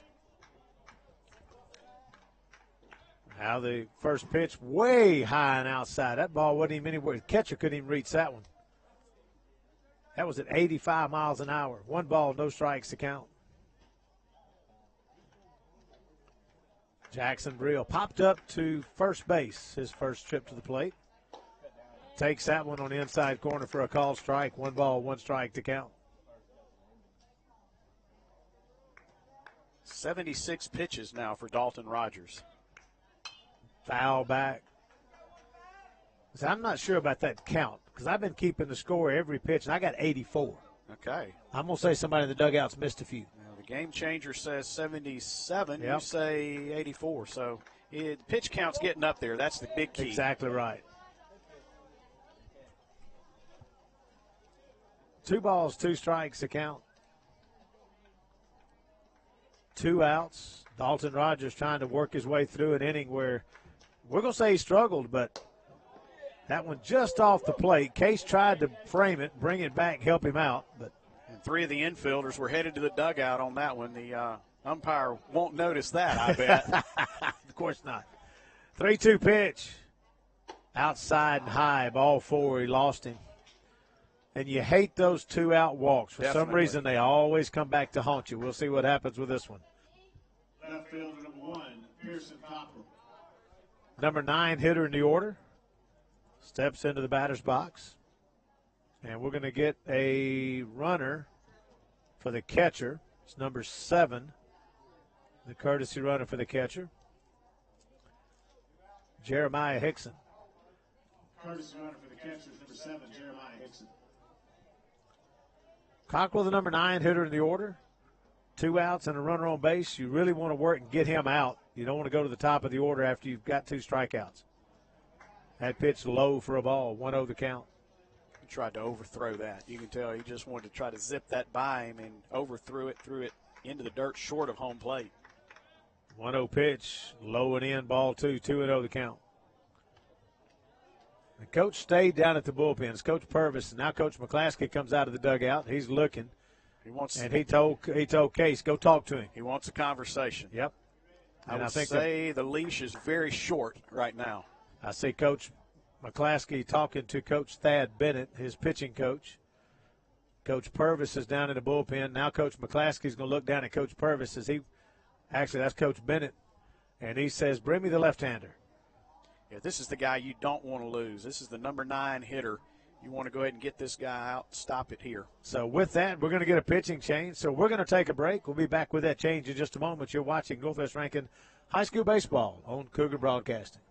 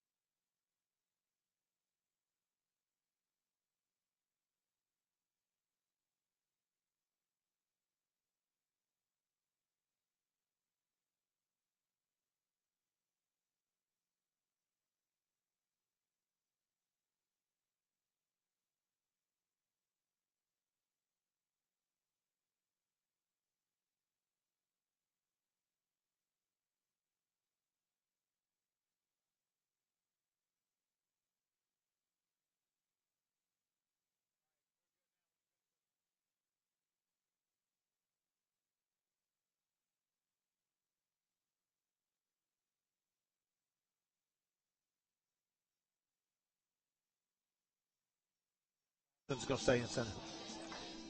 Welcome back to Northwest Rankin High School Baseball here on Cougar Broadcasting. Dalton Rogers moves to center field. Landon Tompkins will move to left field. New pitcher for the Cougars, number 3, Connor Steck.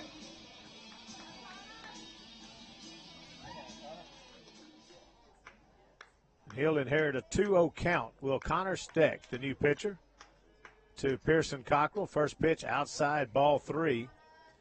Dalton Rogers moves to left field. Justin Johnson moves to third base. Dalton moves to center field. Landon Tompkins moves to left. Justin Johnson to third. Ridley Thomas exits the game.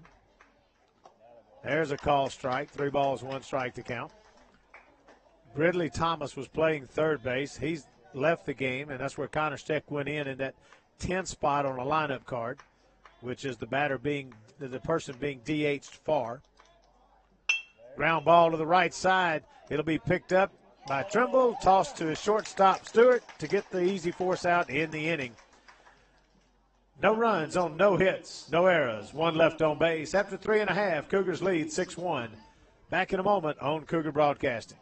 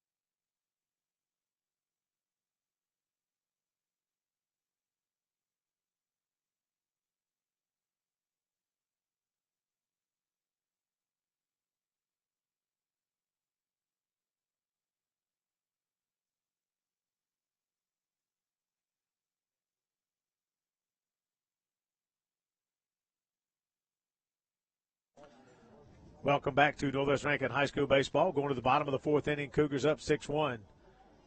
Now batting right fielder, number 44, Harrison Thorpe. Harrison Thorpe's 1 for 2 today, a single and a line out to third. He'll lead off with the Cougars up 6-1 through 3.5. That pitch low and in the dirt for a ball. 1 ball, no strikes to count. Connor Steck did his job. He came in, inherited a 2-0 count, threw a ball, then got a strike, and then got a ground out to second. He did his job coming out of the bullpen. Stranded that runner, got the number 9 hitter out.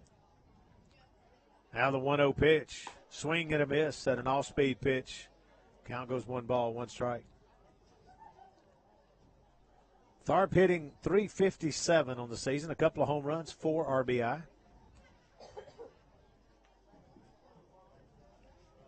Now the 1-1 pitch. Outside half the plate for a called strike. Good-looking pitch that time.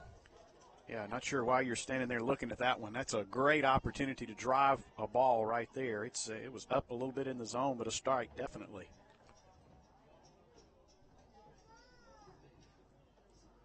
Now the 1-2 pitch. Swing and a miss at a high fastball. He'll go down on strikes. Now batting designated hitter number 36, Nick Hogan. Looking at the game changer, they're showing 4 hits for Spanish Fort. I've only got 3. They don't have any errors, which I don't, so I don't know where they got another hit that I didn't get as a hit. Nick Hogan steps in 0 for 1, a strikeout and a walk. But most of the time it's a student, a player, reserve that's running the game changer in the dugout, so that's why sometimes I'm not real sure how accurate it might be. Now the 1-0 pitch. This is high for ball 2. 2 balls, no strikes to count.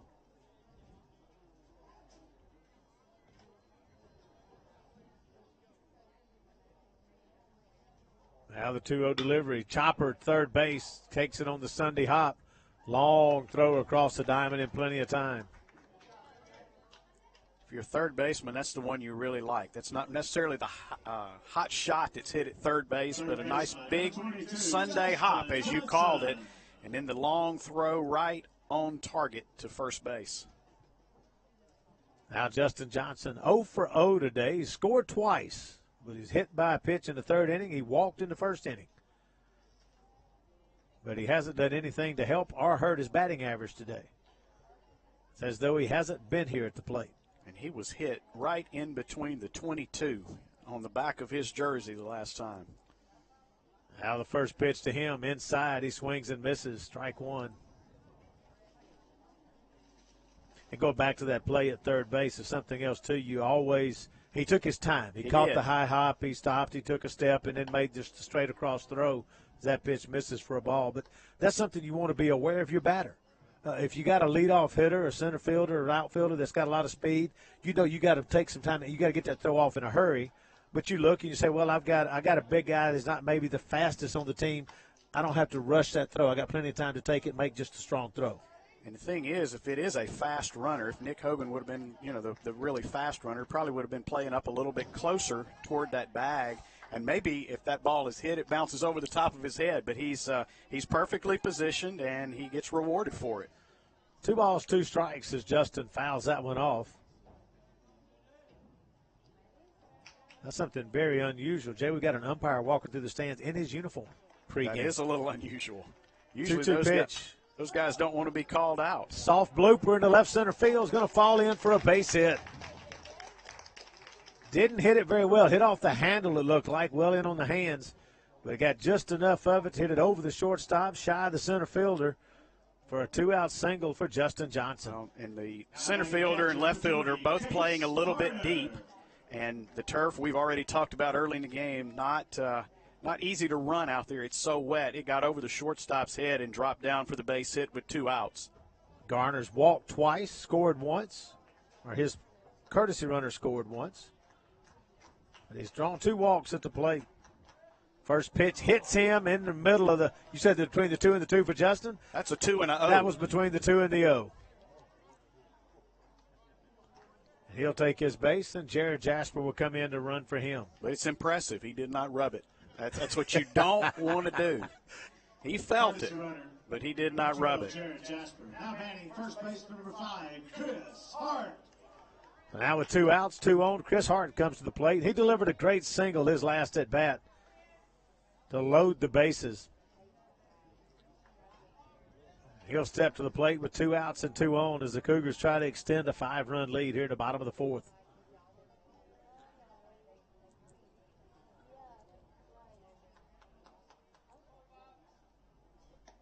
Wiggins looks back at second. Now the pitch. Ground ball left side. Shortstop takes it on the hop. Underhands it on the short throw to his second baseman to get the force out and end the inning. No runs on 1 hit, no errors. 2 left on base after 4 complete. Cougars lead 6-1. Back in 60 seconds on Cougar Broadcasting.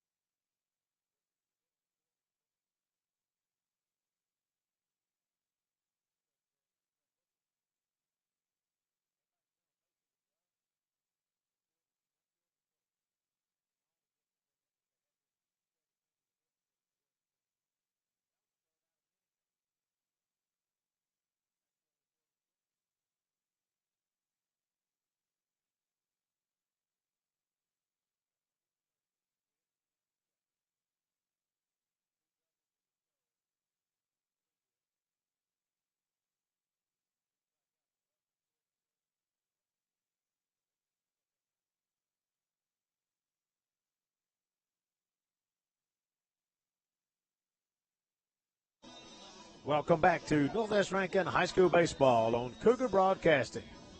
We're going to the top of the 5th inning. Northwest leading 6-1 over Spanish Fort Toros here in the Mid-Mississippi Classic. Summerall and Grissom joining in. We've already talked about Grissom's white and orange. Well, they've been out bright. How about that? We got a yellowish gold Summerall uniform with blue numbers. There's going to be no problem finding those players on the field in the next game. Might have to wear my sunglasses. Good gracious, yes. Looking out into the bright sun at these bright uniforms.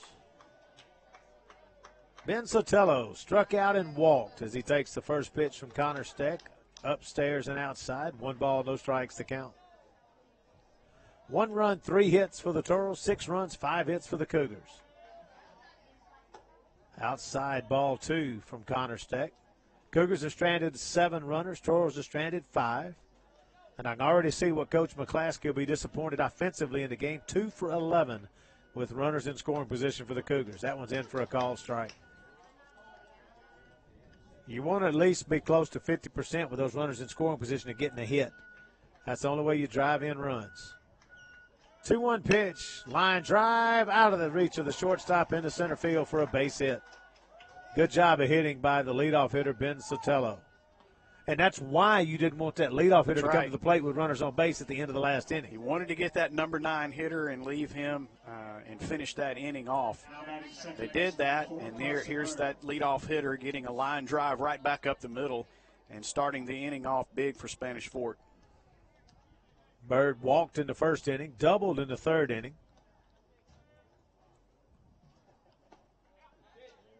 Takes that pitch in for a call strike. No balls, 1 strike to count. In fact, he's picked up the only RBI for Spanish Fort in the ball game as his double plated the number 9 hitter who doubled to lead off the third inning. Quickly ahead in the count is Connor Steck. No balls, 2 strikes to count to Carson Bird. Still activity up, down throwing for the Cougars. Now the 0-2 pitch. And as we saw last night, once Coach McClaskey go to his bullpen, he's going to go deep and just throw some guys early in the season. Want to go ahead and get some arms out there. So Connor Steck probably won't be long for the pitcher's mound. There's a chopper to the left side, fielded by Logan Stewart. Throws to second for 1, and no chance on the relay. Good job of sliding in by Sotelo. He didn't take him out, but yet a good hard slide in to make him think about it. Not able to make the turn to have a play at first base. Well, it's also a smart play by Reed Trimble, knowing that guy is coming at him hard to hold on to the baseball and not throw it away and allow the runner at first to get into scoring position. That's a good job there. Smart play by the second baseman. Get the out, bring up shortstop Tyler Miller. Singled in the first, struck out in the third. That pitch low and away for a ball. 1 ball, no strikes to count. Logan Stewart from shortstop, a nice play on that that ball. Nice throw to the second baseman. It was right where it needed to be, but just a good slide by the runner. Now the 1-0 pitch. Popped up, foul. It's going to get out of play behind the third base dugout. Count goes 1 ball, 1 strike.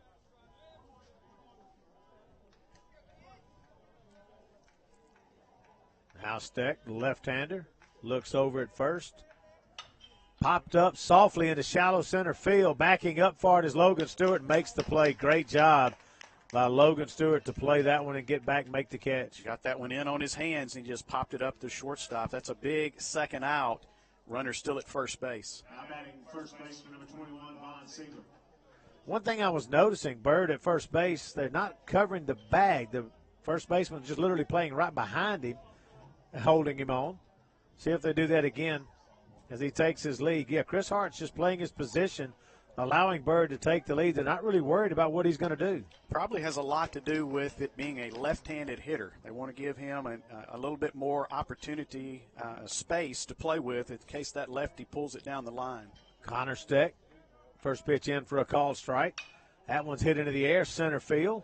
Going back for it is the center fielder, Dalton Rogers, at the wall, makes the catch. Great play by Dalton Rogers to drift back, go with the ball, and make the catch easily right at the fence almost, and that'll end the inning. No runs on 1 hit, no errors, 1 left on base. We'll go to the bottom of the 5th. Cougars leading 6-1. Back in a moment on Cougar Broadcasting.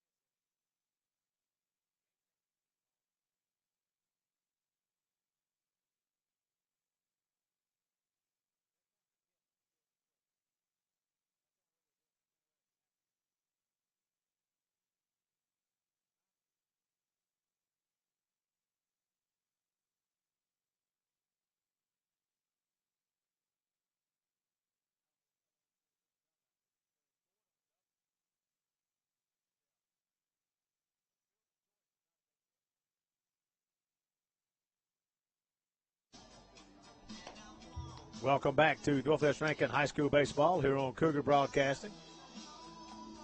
Still trying to sort out the hits. Yeah, they had a fielder's choice the last inning. And in Game Changer, they put in singles on a ground ball, shortstop Stewart to second baseman Trimble. So they credit him with a single on a fielder's choice, which is not a single. I'll talk to the coaches later and get those corrected. Landon Tompkins steps in. Batters left fielder number 33, Landon Tompkins. Takes the first pitch for a ball. Now the 1-0 pitch hit sharply fouled out of third baseline. Bounces off the fence and out into play, so the left fielder will retrieve it. He'll throw it in, and Coach McClaskey will retrieve it. High for a ball. 2 balls, 1 strike to count to Tompkins. Tompkins delivered the 3 RBI double in the third inning. With the bases loaded, he hit the shot over the left fielder all the way to the wall that plated 3 runs. Swings through that one. 2 balls, 2 strikes to count. Perfectly placed pitch right under his hands.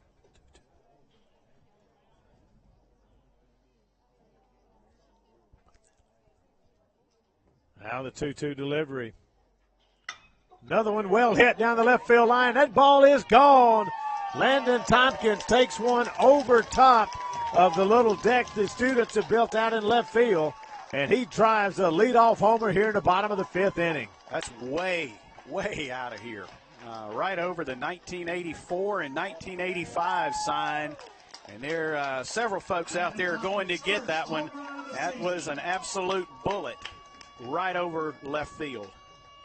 And, you know, the one he hit for the double, the last at bat in the third inning, was just as sharp a hit. It was. Just on a lower line drive at the fence. So that one got up enough and just sailed out of this ballpark. So would you say he's seeing the ball well today? I'd say Yeah, that. I would say.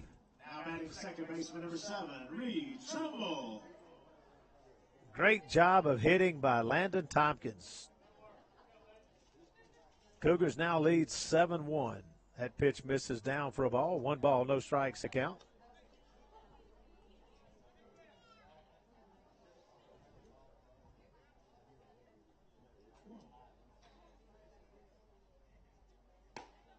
That one misses up for a ball. 2 balls, no strikes.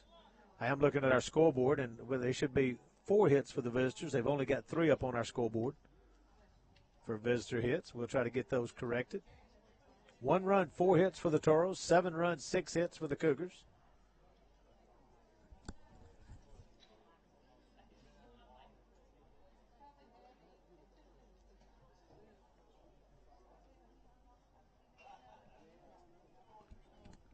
Two balls, no strikes to count to Trimble.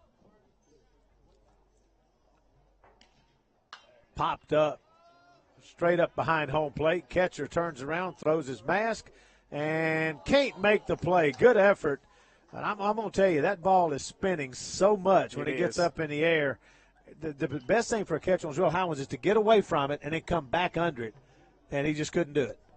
Looked like he got a little fooled by the sun, too. That's right up top above where he was looking to try to catch that ball.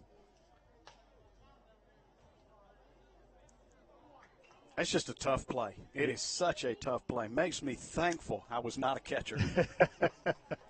2 balls, 1 strike to count now to Reed Trimble. Misses low for a ball, 3-1 to count. You know, Jay, you talked about the Summerall uniforms, how sharp and bright that yellow gold is, the jerseys. Well, the cap matches it. It does. With a bright blue cap, then with that bright yellow S on the front of it. So it's a uniform that definitely stands out. Well, they've got the kind of charcoal-colored pants to go with it, too. Yep. So that's a pretty slick-looking uniform. Bright, but slick-looking. That's it. They got a mound visit going on now, and I'm not sure. I think we may be getting a pitching change. I see the first baseman looks like taking off some gear to getting ready to pitch. So with that, we're going to take a break. We'll be back with more. You're watching Northwest Rankin High School Baseball on Cougar Broadcasting.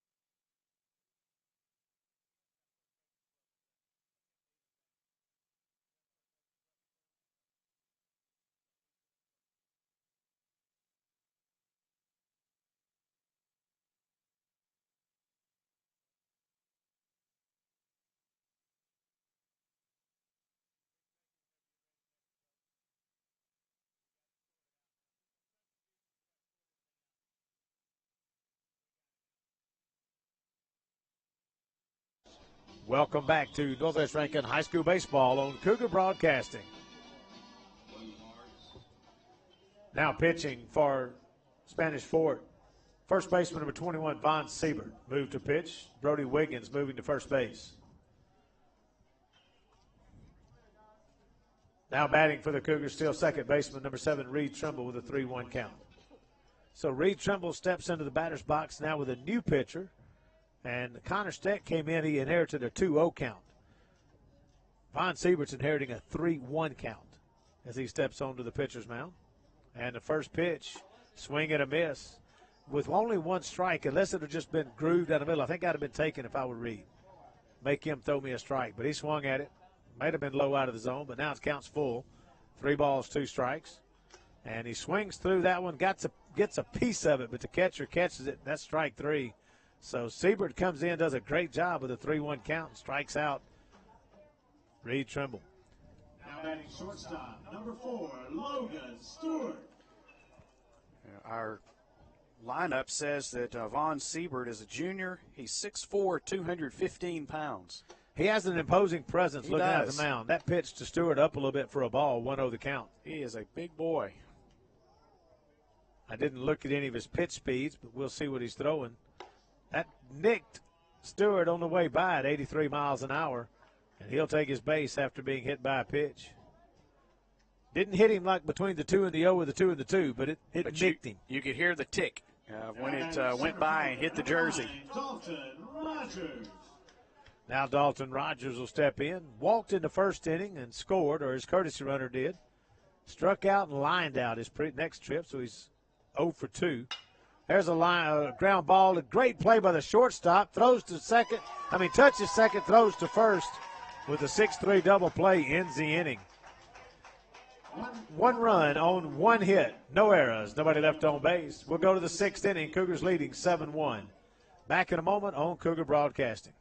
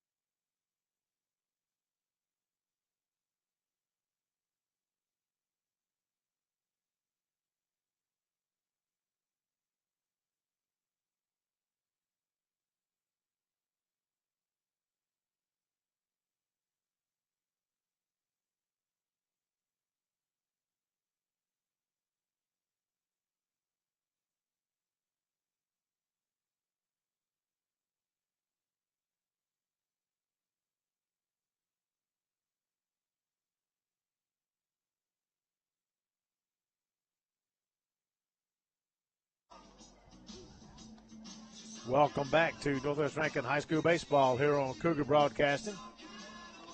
We're going to the 6th inning. Cougars holding on to a 6-run lead over the Toros from Spanish Fort.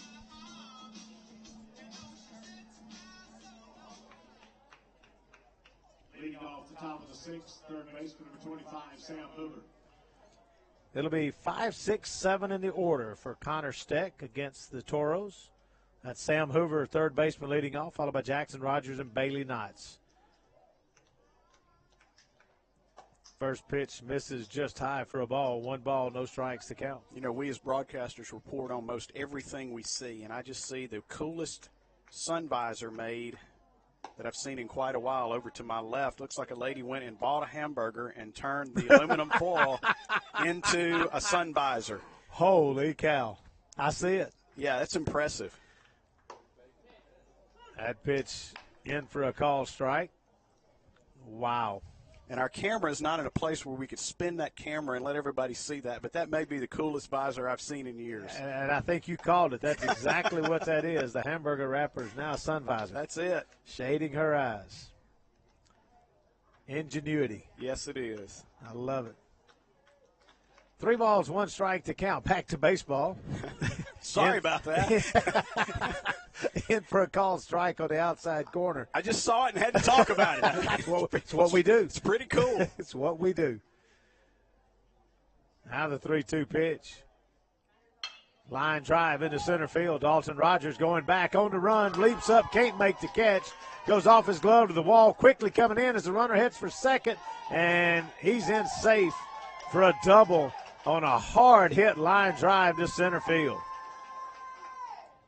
That ball was hit on a line right at Dalton Rogers. It got over his head all the way to the fence and still almost made a very nice play to get, or at least to make the play close at second base. He tried to throw it in and made a great throw, but the cutoff man missed it. He did. And had he able to make it, they might have made the turn in time to get him, but it just too slow on that grass once it hits it to come on in that quickly. But a lot of times you'll see an outfielder kind of feel sorry for themselves a little bit when a ball gets over their head or they make a mistake. He did a good job of hustling, getting to the ball, and getting it to his cutoff man as quickly as he could. So a leadoff double here in the top of the sixth inning. Jackson Rogers stands in the plate with Hoover down at second base. Rogers is 0 for 2, a fly out to left and a strikeout. Takes the first pitch down and away for a ball. 1 ball, no strikes to count. Nobody throwing actively now in the Cougar bullpen. So I'm going to assume that means whoever coach is looking at is ready were he to call upon him. Now the 1-0 pitch. Steck looks back a couple of times, now delivers. A ground ball to first baseman Chris Hart, gloves it. He'll play it himself. Runner will advance to third, but a good play by Chris to make it. He wasn't even thinking about that runner. He's just going to go touch the bag, which is what you got to do on that side of the infield. Just take your out, let the runner advance. Absolutely, and all you're worried about right now are outs. You just want outs right now, make smart plays, get outs, and get through the next couple of innings here. Knott steps in, struck out twice, both times against Dalton Rogers. He hits a soft ground ball to the right side for a base hit, and that'll be an RBI single, as Hoover will score easily from third base. Hit that right out off the end of the bat, just poked it through the gap. It's a pretty good piece of hitting. He took a pitch that was away from him and just slapped it through the hole between the second baseman and the first baseman to score the run. 6th hit of the ball game for the Toros of Spanish Fort. Matches the 6 hits by the Cougars, but the Cougars have scored 7 runs with theirs. High for a ball, 1 ball, no strikes to count.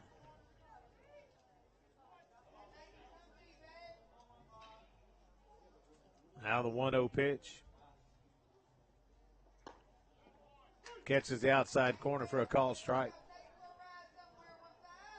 Dalton Rogers, I never gave you his final line. He went 3 2/3 innings, gave up 3 hits, 1 run. It was earned. He walked 3 and struck out 8. Had 1 wild pitch. Grounder to the left side. Stewart will glove it, throw to second for 1. Relay to first, not in time. Good job on the scoop by Chris Hart. They tried to turn it a little bit tough one. That was to the right of the shortstop. Those are always hard to try to double off because it just takes so much longer to get there and make that throw. It's a nice play, though, by the shortstop, Stewart. He's setting his feet and preparing to make that pickup and throw all in the same motion toward his second baseman. Put that one right where it had to be, but had to go so far to get the ball. Not much of a chance of turning two. Ball not hit very hard. But still a good turn at Definitely. second, though, by Trimble, even though it wasn't in time. It's still a good execution on the attempt. And I like to see that on the defense. Popped up high in the air, right side, going back for it. And getting there to make the catch is the right fielder. Don't think that's Thorpe now. I think I may have missed a substitution. We'll check that out. But that'll end the inning. 1 run on 2 hits. No errors. 1 left on base. Go to the bottom of the 6th. Cougars leading 7-2. Back in a moment on Cougar Broadcasting.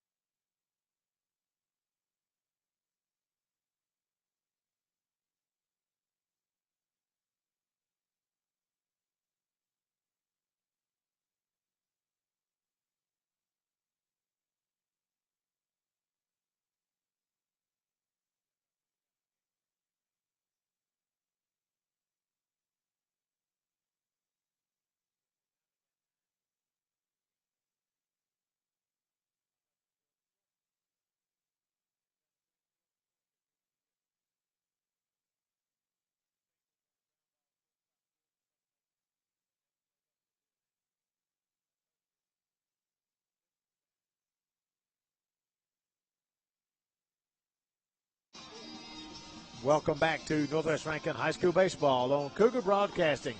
It was a different right field. It was Garrett Ramsey playing right field that ran that last one down.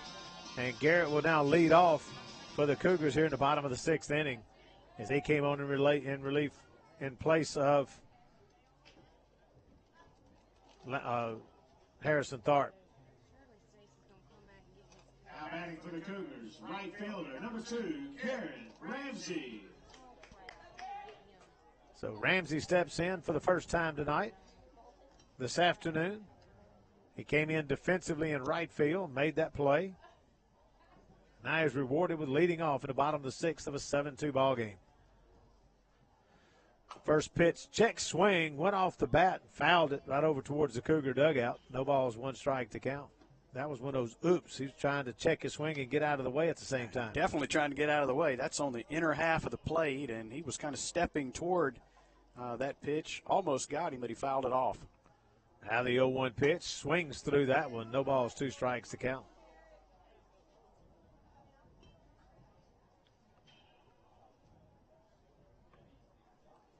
Two-run, 6 hits, no errors for the Toros. 7-run, 6 hits, no errors for the Cougars. Call strike 3 to Garrett Ramsey. Got him looking on a good-looking pitch on the outside part of the plate. Don't think Ramsey's real sure about that one, but the umpire called him out on strike 3. It's just one of those, whether it's actually on the plate or not, when it's 2 strikes, you can't watch it. Got to expand the zone a little bit. You do. Now Nick Hogan, 0 for 2 in the ballgame, down and away, 1-0 the count. Struck out his first trip, walked his second, grounded out to third on a high chopper back in the 4th inning. After going 3 for 3 last night, Nick struggled a little bit today in finding the solid part of the bat. That pitch swings through on a fastball, 1-1 to count. I'm going to say Summerall supports baseball. Man, I think they brought the whole town here, and they're ready to play a game here. Well, you know, of course, I do state championships at Trustmark Park, and I've seen Summerall there 3 or 4 times over the last few years. They're a great baseball town right outside of Hattiesburg, some 20 miles or so, 15, 20 miles. Ooh, that one's fouled hard over the right side of the Cougar dugout, and people ducking for cover on that one. But, yeah, Summerall is a great baseball town. They've had a great baseball program for many, many years. I don't remember how many 3A state championships down there, but they do support their program really well. Popped up, high in the air, foul and out of play. That one will go behind the stands. Count remains 2 balls, 2 strikes to big Nick Hogan. Power on power here. That's exactly right. Siebert is not leaving anything in the bag. He's just coming back and challenging him. And that one's again popped up, 83 miles an hour.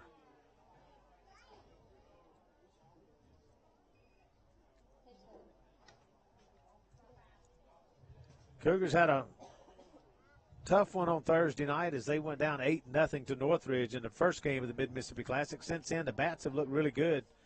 And the defense, I'll say this for both of these 2 teams, for Spanish Fort and the Cougars, we've seen some pretty strong defense today. Breaking ball, 71 miles an hour, and Nick Hogan had no clue what to do with that.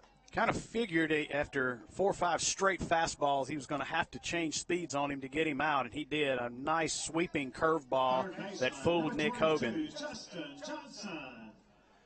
Justin 1 for 1 today. He's walked and hit by a pitch, scored both of those times. He singled his last trip in the 4th and was stranded at third base. Takes that one high for a ball, 1-0 the count, 84 miles an hour out of the hands of Siebert. But that's one thing you talk about Summerall supporting, and that's, of course, that's high popped up on the infield. I'll finish that story probably in the next inning. Shortstop calls everybody off and makes the catch in behind the pitcher's mound, and that will end the inning. No runs on no hits, no errors, nobody left on base. We go to the 7th inning. Cougars leading 7-2. Back in a moment on Cougar Broadcasting.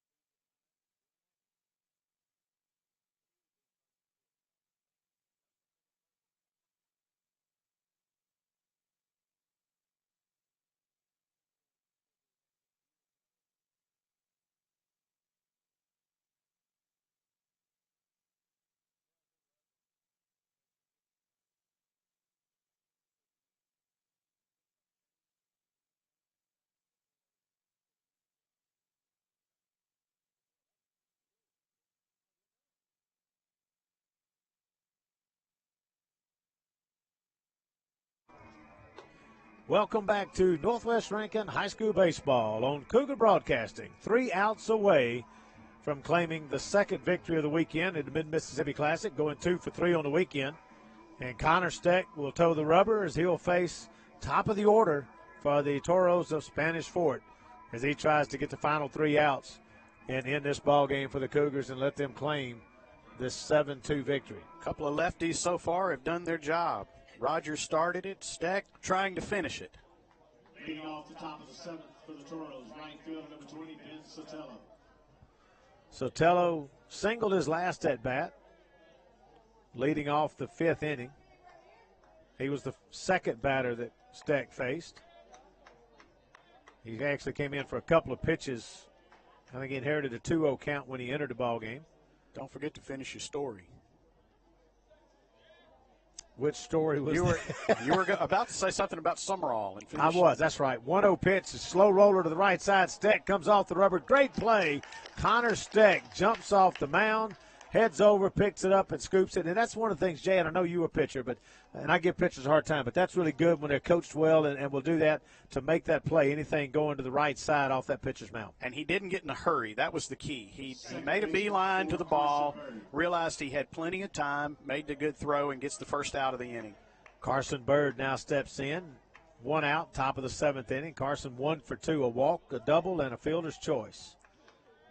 Now the first pitch to him. In for a strike. Now, going back to my story, of course, Summerall's a small town. And of course, we're a big 6A school, 1,500-plus students in the school, whatever. It's easy for us to pack stands and bring a lot of people to a ball game as that's chopped towards the third base dugout. Quickly ahead is Connor Steck, 0-2. Of course, I grew up in a small town. And, when we had games, they shut down the town. Everybody went to the ball field.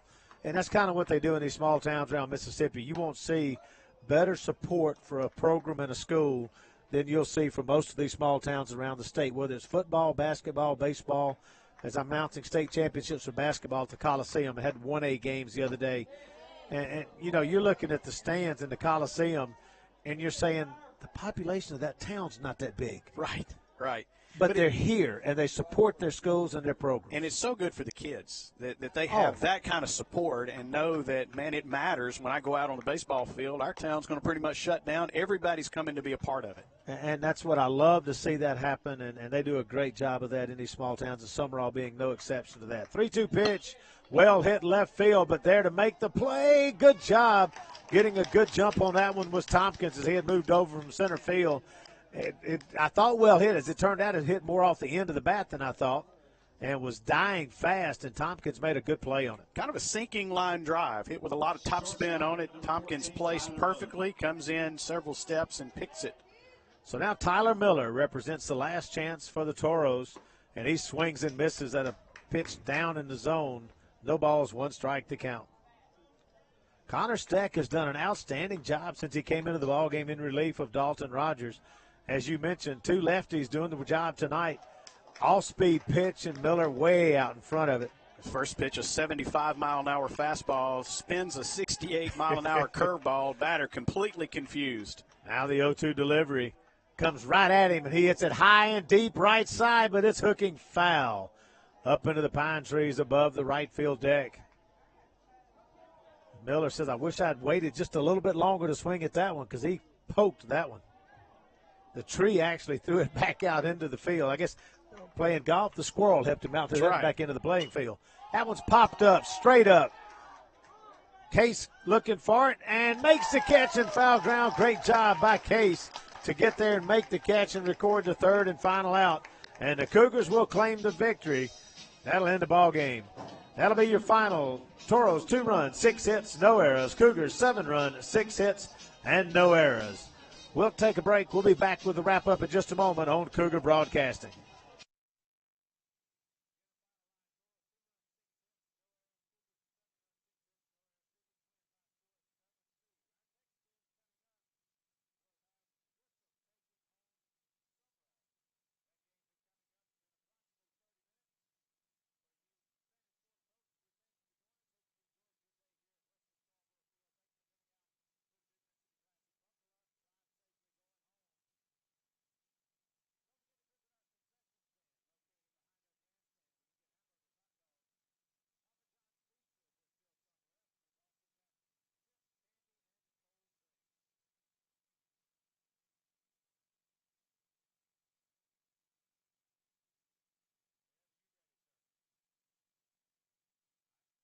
Welcome back to Northwest Rankin High School Baseball here on Cougar Broadcasting.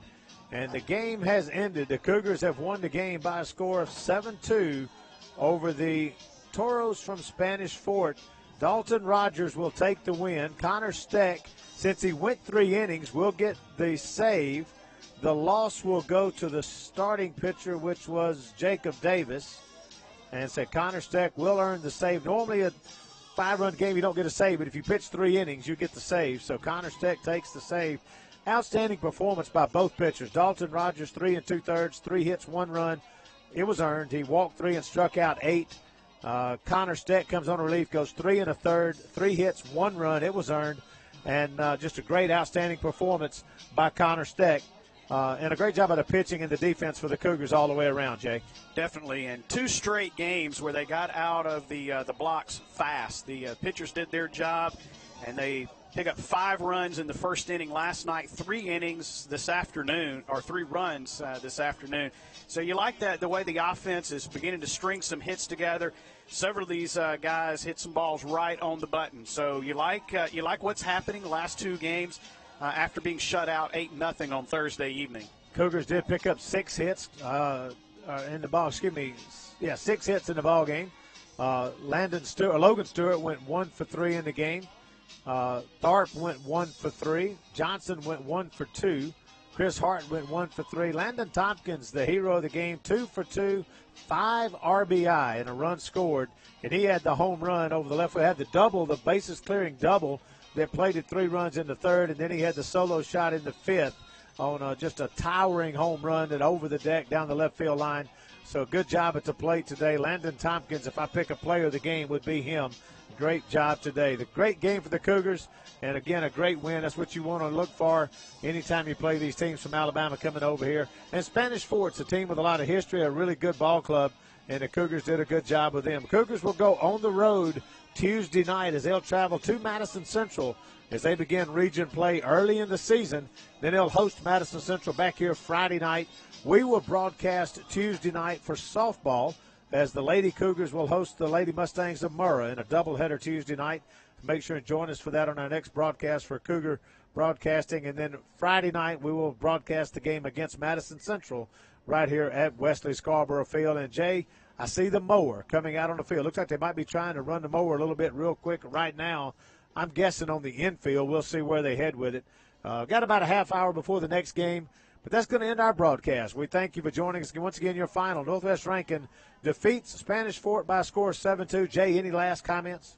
Well, I just think the last 2 games have been very successful, something to build on. So 2 big wins against 2 pretty good Alabama baseball teams. So I look forward to hearing what goes on Tuesday night as they've had the opportunity to build here with 2 good games. It's been a lot of fun. Jay, enjoy your trip to the mountains. Absolutely. Have a great time. We'll see you for our next broadcast sometime after you get back. Thanks for joining us today. Until next time, I'm DP saying good afternoon, everybody.